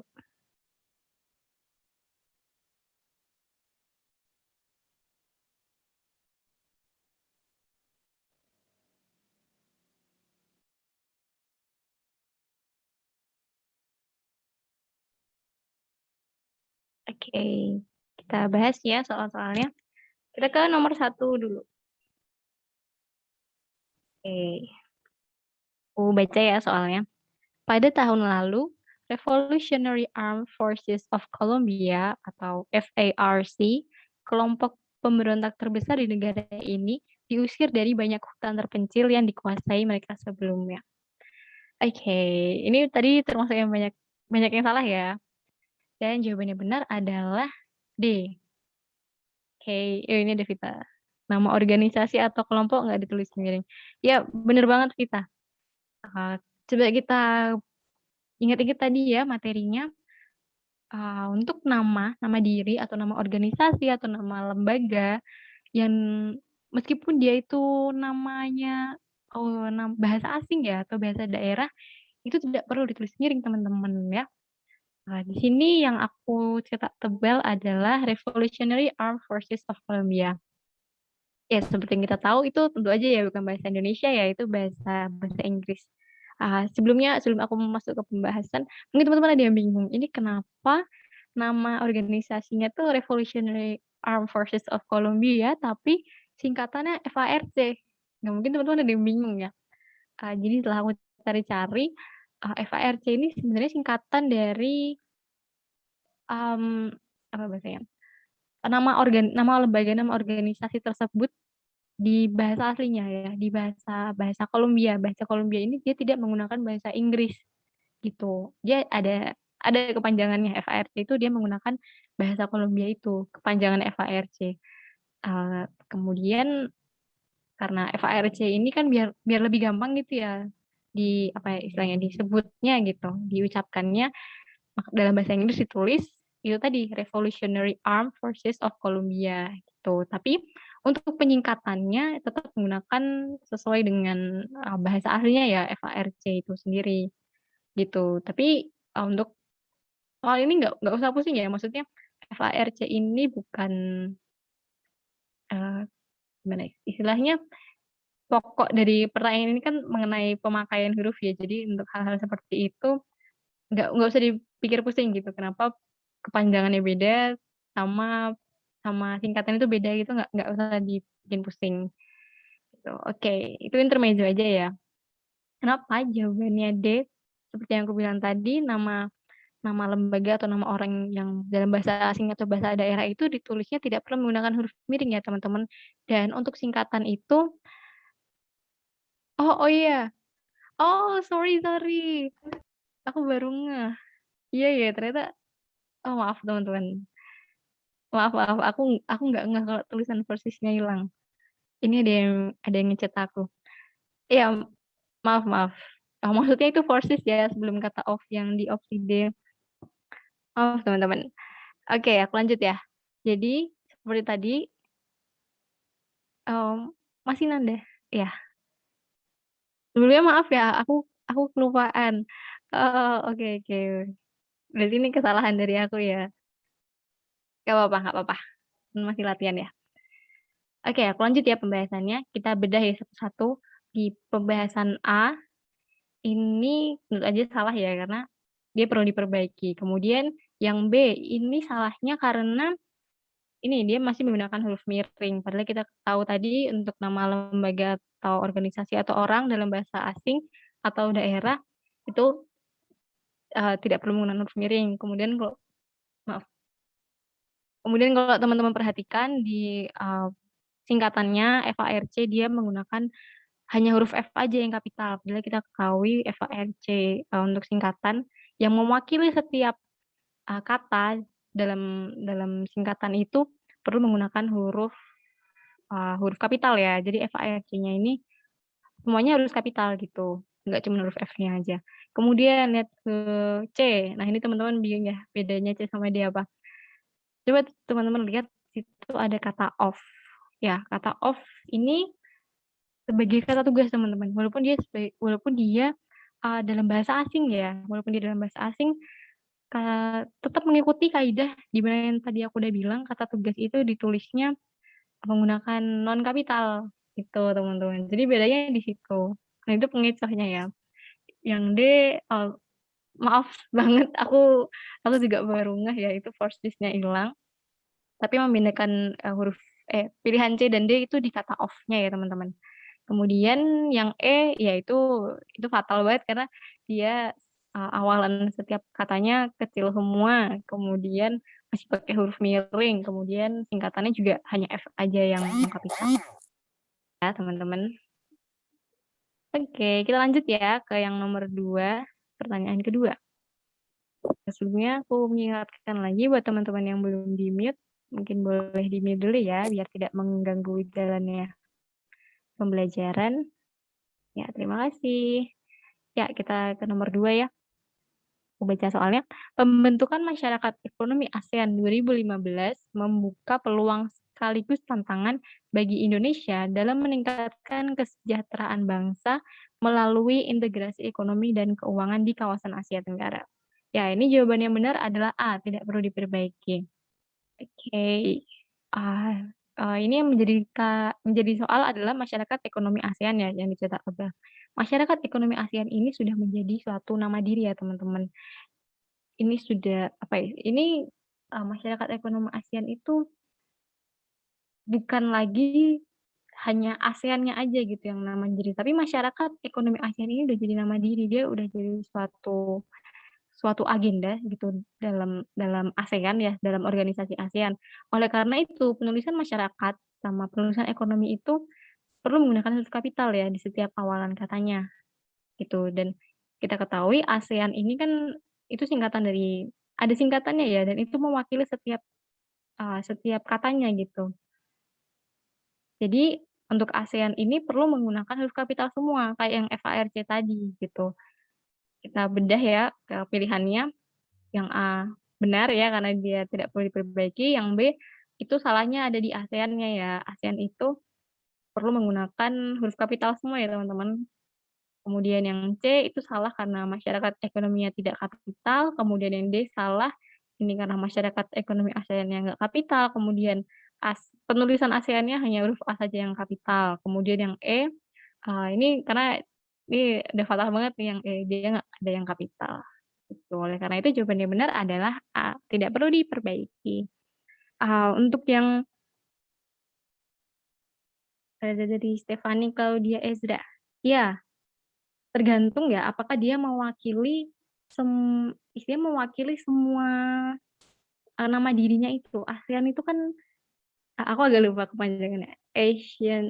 Association Southeast Asian Nation ya, kalau nggak salah kepanjangannya. Dan dia kan mewakili setiap katanya itu tadi kan. Nah, oleh karena itu dia perlu menggunakan huruf kapital. Tapi untuk kata-kata ini sebenarnya kemarin ada yang tanya nih di waktu pertemuan kemarin itu iptek ya kalau nggak salah pertanyaannya.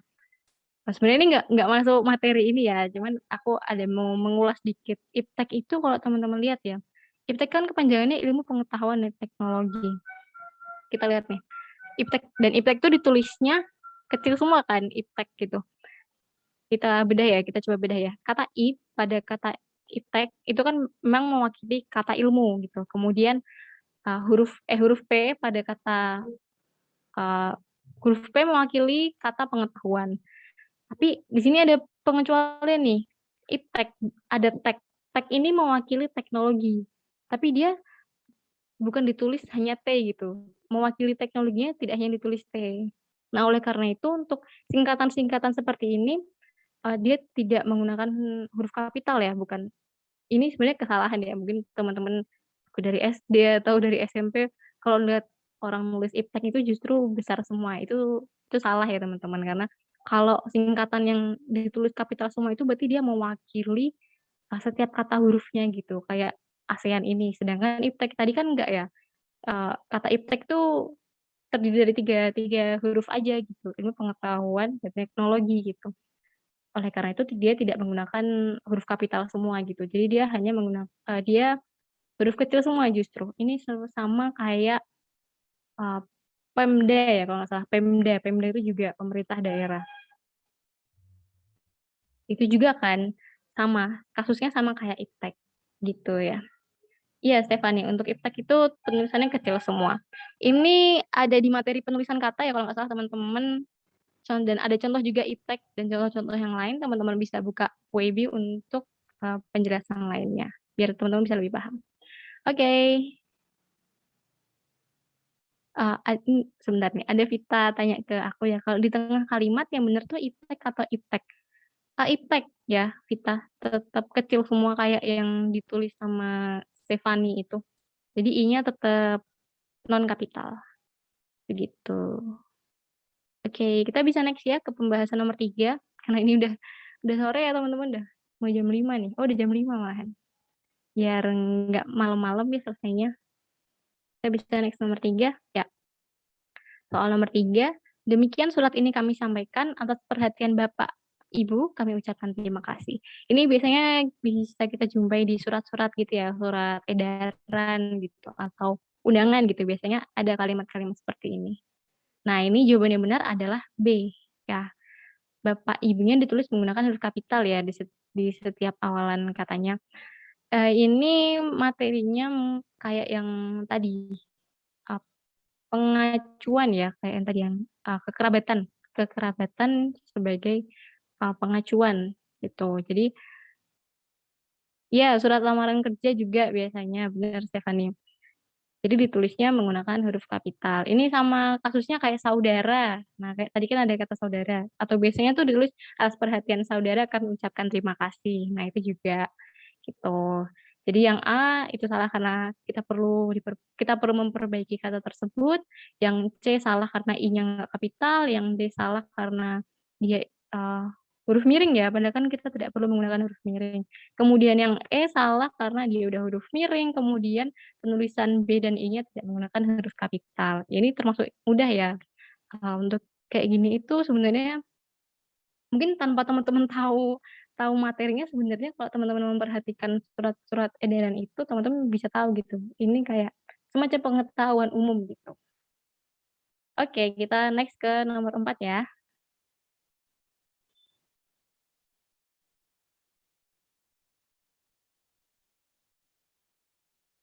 Nomor 4 ya. Perbedaan yang dapat terlihat antara soto Betawi dan soto Lamongan adalah taburan koya yang terdapat dalam soto Lamongan. Ya, ini jawabannya benar adalah A. Ini tadi lumayan banyak ya yang benar. Kata ini kasusnya mirip sama batik ya teman-teman, sama batik. Jadi dia emang mempunyai khas. Kalau teman-teman tahu emang soto Betawi, soto Lamongan, soto Kudus itu punya kekhasannya masing-masing. Walaupun ya sama-sama soto gitu, satu makanan yang berkuah. Tapi kalau teman-teman tahu itu beda, udah beda. Kayak tertulis di soal ini kan untuk soto Lamongan itu ada taburan koyanya gitu. Nah, itu yang membedakan, itu yang menjadi ciri khas dari soto Lamongan gitu.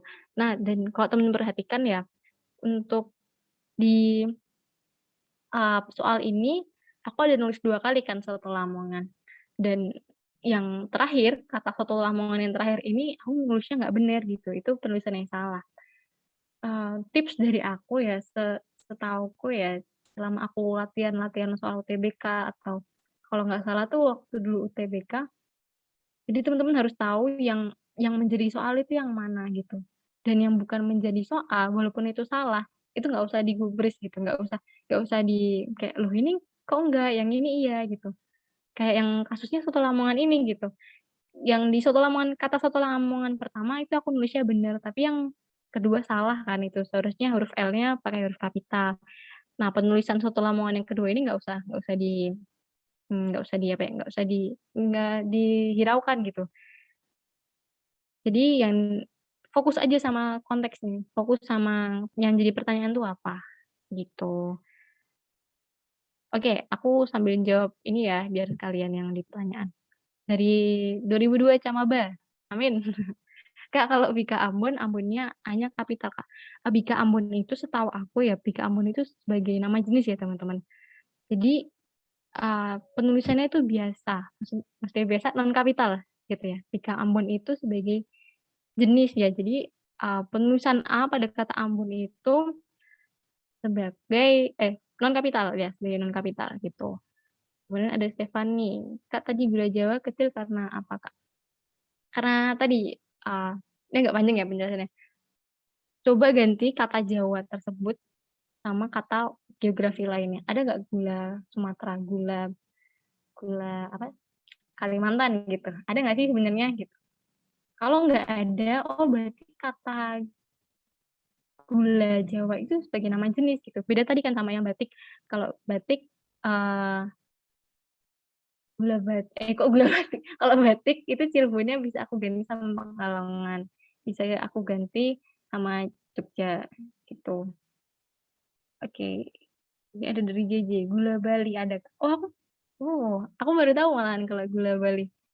Tapi salah aku untuk hal-hal kayak gini itu masuknya nama jenis ya tetap aja karena eh, coba coba kata geografinya itu diganti sama kata-kata yang lain ada nggak? Sama kalau untuk nama-nama biologi apakah dia ada apa yang namanya?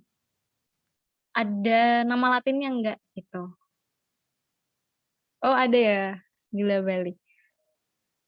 Oke, tapi gini Jiji, kalau setahu aku ya gula yang dimaksud gula Jawa ini bukan gula dari Jawa ya, tapi gula Jawa itu kalau nggak salah kan warnanya coklat-coklat gitu ya.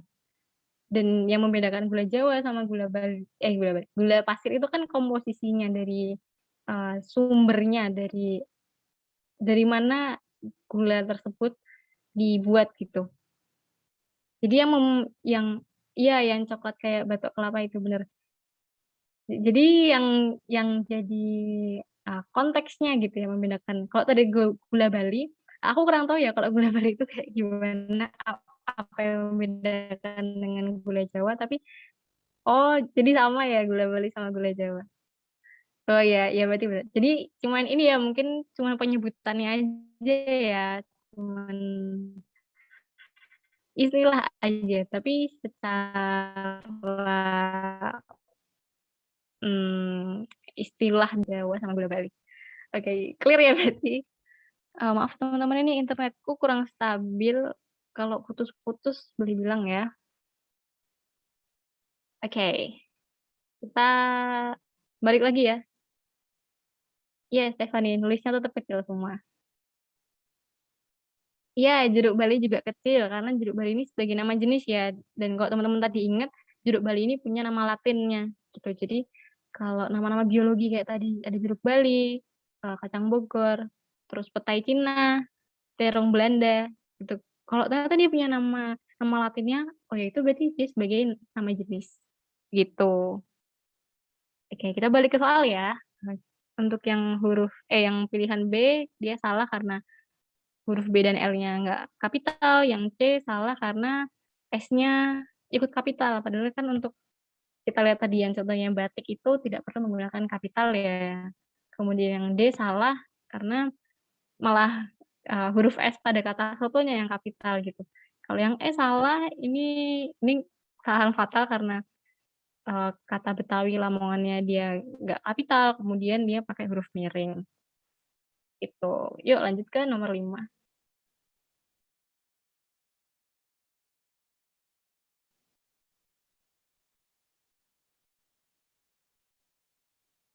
Ya, ini tadi cukup banyak ya yang salah. Ini sama kayak tadi sebenarnya. Kalau teman-teman perhatiin kayak yang nomor 1 ya, ada kata off sama kata in. Ini sebagai kata tugas ya. Nah, aku baca dulu pertanyaannya. Ini daftar pustaka ya teman-teman. Benenson Abraham S. edition 1987, Control of Communicable Disease in Men, 14 edition, New York American Public Health Association. Ya, seperti tadi urutannya daftar pustaka itu Nata Jukopen, berarti Abraham S. Benenson ini sebagai pengarangnya, kemudian 1987 ini terbitnya, kemudian Control of Communicable ini sebagai judul, fourth edition ini sebagai edisinya ya, tadi kalau teman-teman ingat edisi diletakkan setelah judul, kemudian New York sebagai kotanya, dan American Public Health Association sebagai penerbitnya. Nah, jawaban yang benar adalah C. Kenapa bisa begitu? Diingat-ingat lagi ya, Nata Jukopen. Judulnya menggunakan huruf miring ya. Penulisan judul pada daftar pustaka menggunakan huruf miring. Kemudian ini ada kata tugas off sama in. Oke, walaupun dia dalam bahasa Inggris ya. Itu ditulis menggunakan huruf non kapital. Gitu. Kemudian tulisan 14 edition, itu maaf aku kurang nulis TH ya di situ. Di 14 edition-nya tidak perlu menggunakan huruf miring, hanya judulnya aja ya teman-teman. Itu yang A salah itu aja karena itu perlu diperbaiki, yang B salah karena 14 edition-nya ikut menggunakan huruf miring, yang D salah karena judulnya nggak miring, kemudian kata off in-nya pakai kapital, kemudian yang E salah karena judulnya nggak miring, kemudian off dan in-nya pakai kapital, dan 14 edition-nya malah yang miring, pakai huruf miring, padahal kan seharusnya judulnya ya.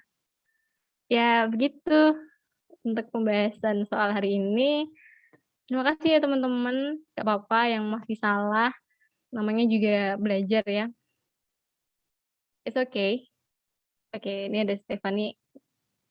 Judul bisa miring kalau nggak di garis bawah. Maksudnya gimana Stephanie? Judul bisa miring kalau nggak di garis bawah.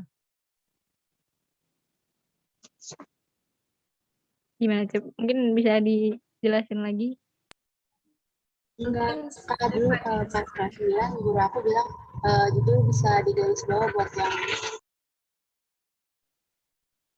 buat tulis yang daftar pustaka juga. Mohon maaf gimana? Agak kurang jelas. Enggak ada, waktu kelas 9 guru aku bilang katanya judul bisa digaris bawah juga buat daftar pustaka. Oke, makasih ya infonya. Ini mungkin ada hubungannya ya sama kayak yang Kalau aku bilang. ditebelin bisa nggak sih Kak? Kalau ditebelin biasanya enggak ya, kecuali untuk menegaskan tadi ya, kayak yang contoh dari Ave Maria itu.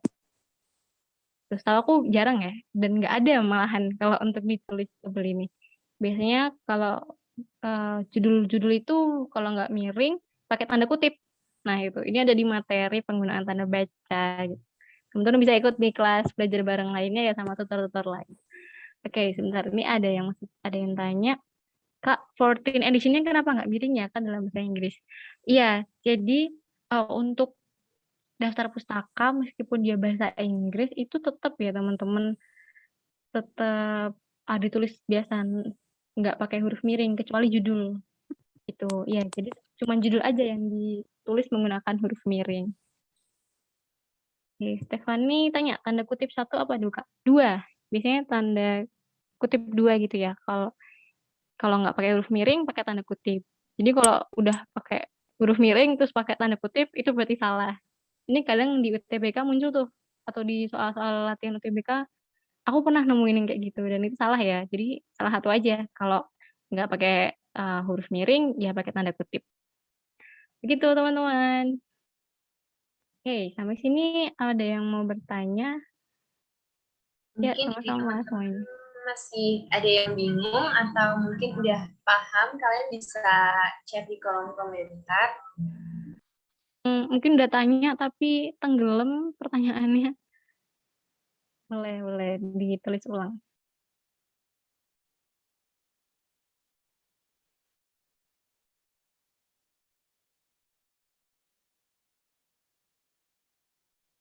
Oke. Iya, sama-sama ya semuanya. Oke, kayaknya nggak ada ya. Mungkin bisa aku balikan kembali ke moderator. Terima kasih.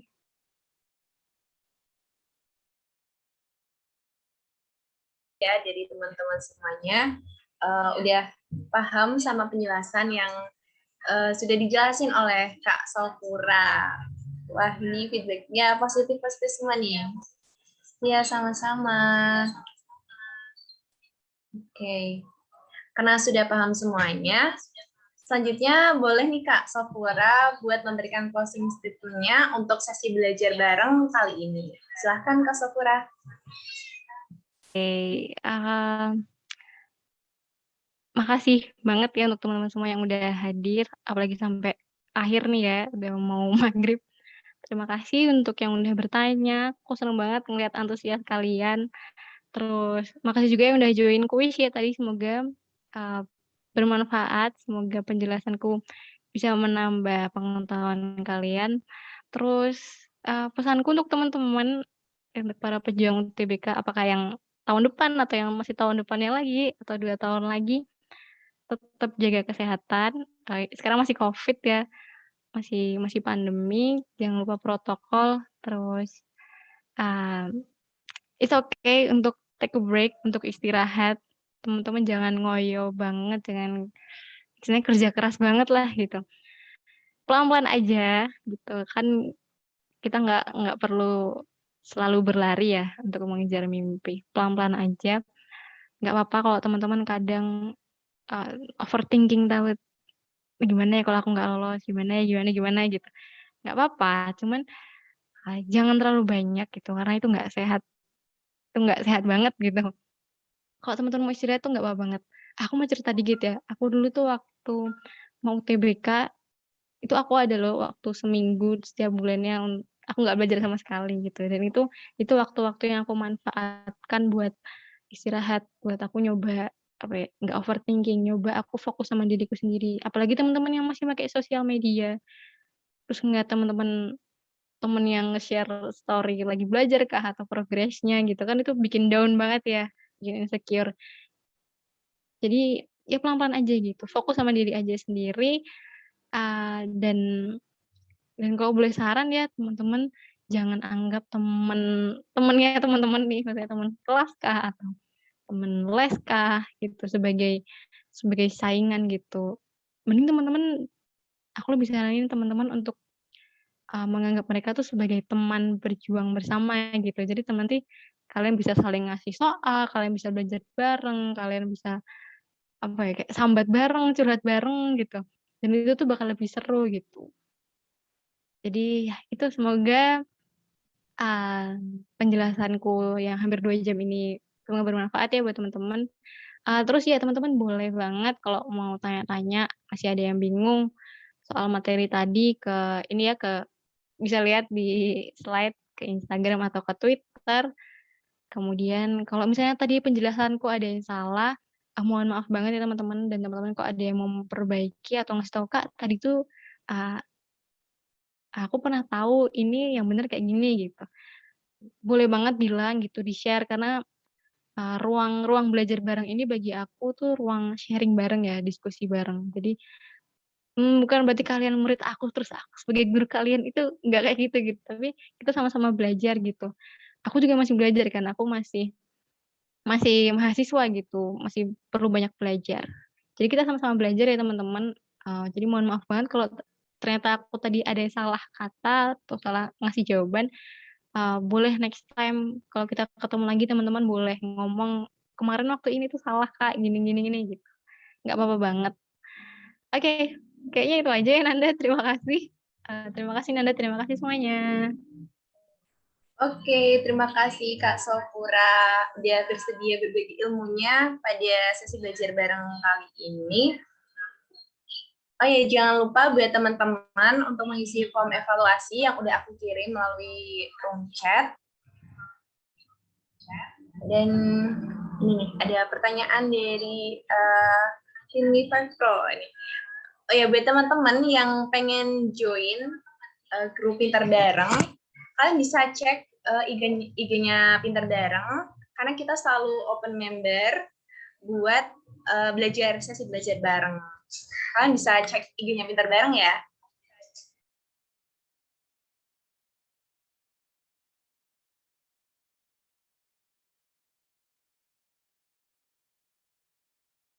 Nah, selanjutnya aku bakal jelasin sedikit nih mengenai donasi bareng Rp1 untuk Indonesia.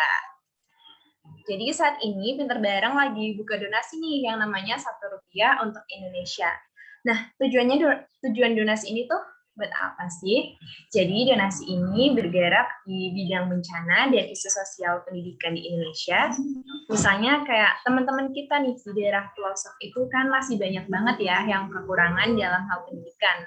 Nah, kita bisa banget nih bantu mereka lewat gerakan Rp1 ini. Donasi ini bisa disalurkan melalui OVO, GoPay, Dana, dan bisa melalui form yang aku kirim melalui evaluasi belajar bareng tadi. Atau juga bisa melalui scan QR code yang ada di layar, atau melalui link yang akan aku kirim. Nah, Selain itu, kalian juga bisa langsung berdonasi saat mengisi form evaluasi belajar tadi.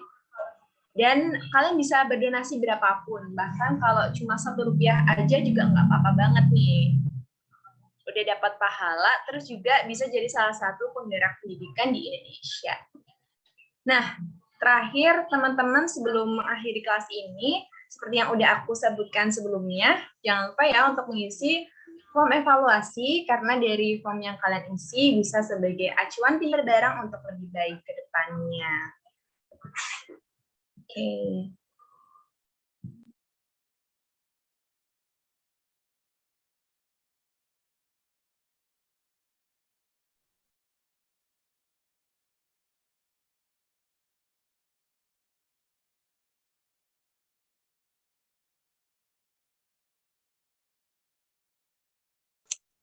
Ini ada sesi foto bareng nggak nih? Ada. Bentar ya. Itu ya, Yang untuk masih Rp1 udah aku kirim melalui room chat. Nah, selanjutnya adalah sesi dokumentasi. Yuk, buat teman-teman yang gak ada kendala jaringan, boleh banget nih on cam nemenin aku sama Kak Sakura buat foto bareng. Mungkin teman-teman bisa siap-siap dulu kali ya, pakai kerudung atau benerin posisi terlebih dahulu nih. nanti yang ganteng nih, di-share nggak sih di story? Gimana, Kak? Di-share di story nggak ini?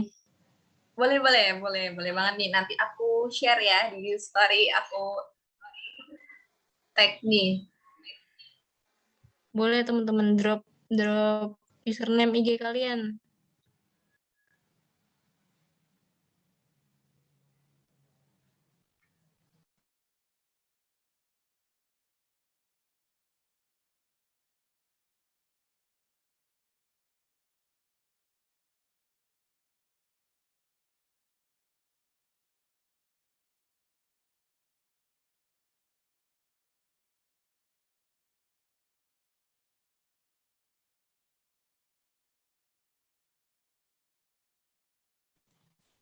Oke, kayaknya ada yang on cam lagi nggak nih? Nemenin si Amalia Khairul. Halo Amalia. Makasih Yuk, ya udah yang lain. Boleh banget nih on cam bareng aku. bertahan sampai Iya, padahal udah 5:30 sore, tapi masih pada semangat buat ikut kelas. Oke. Mungkin aku mulai aja kali ya. ya boleh.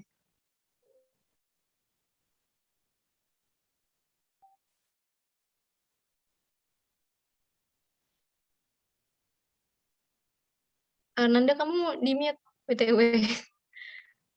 Oke. Aku ulang lagi. 1, 2, 3.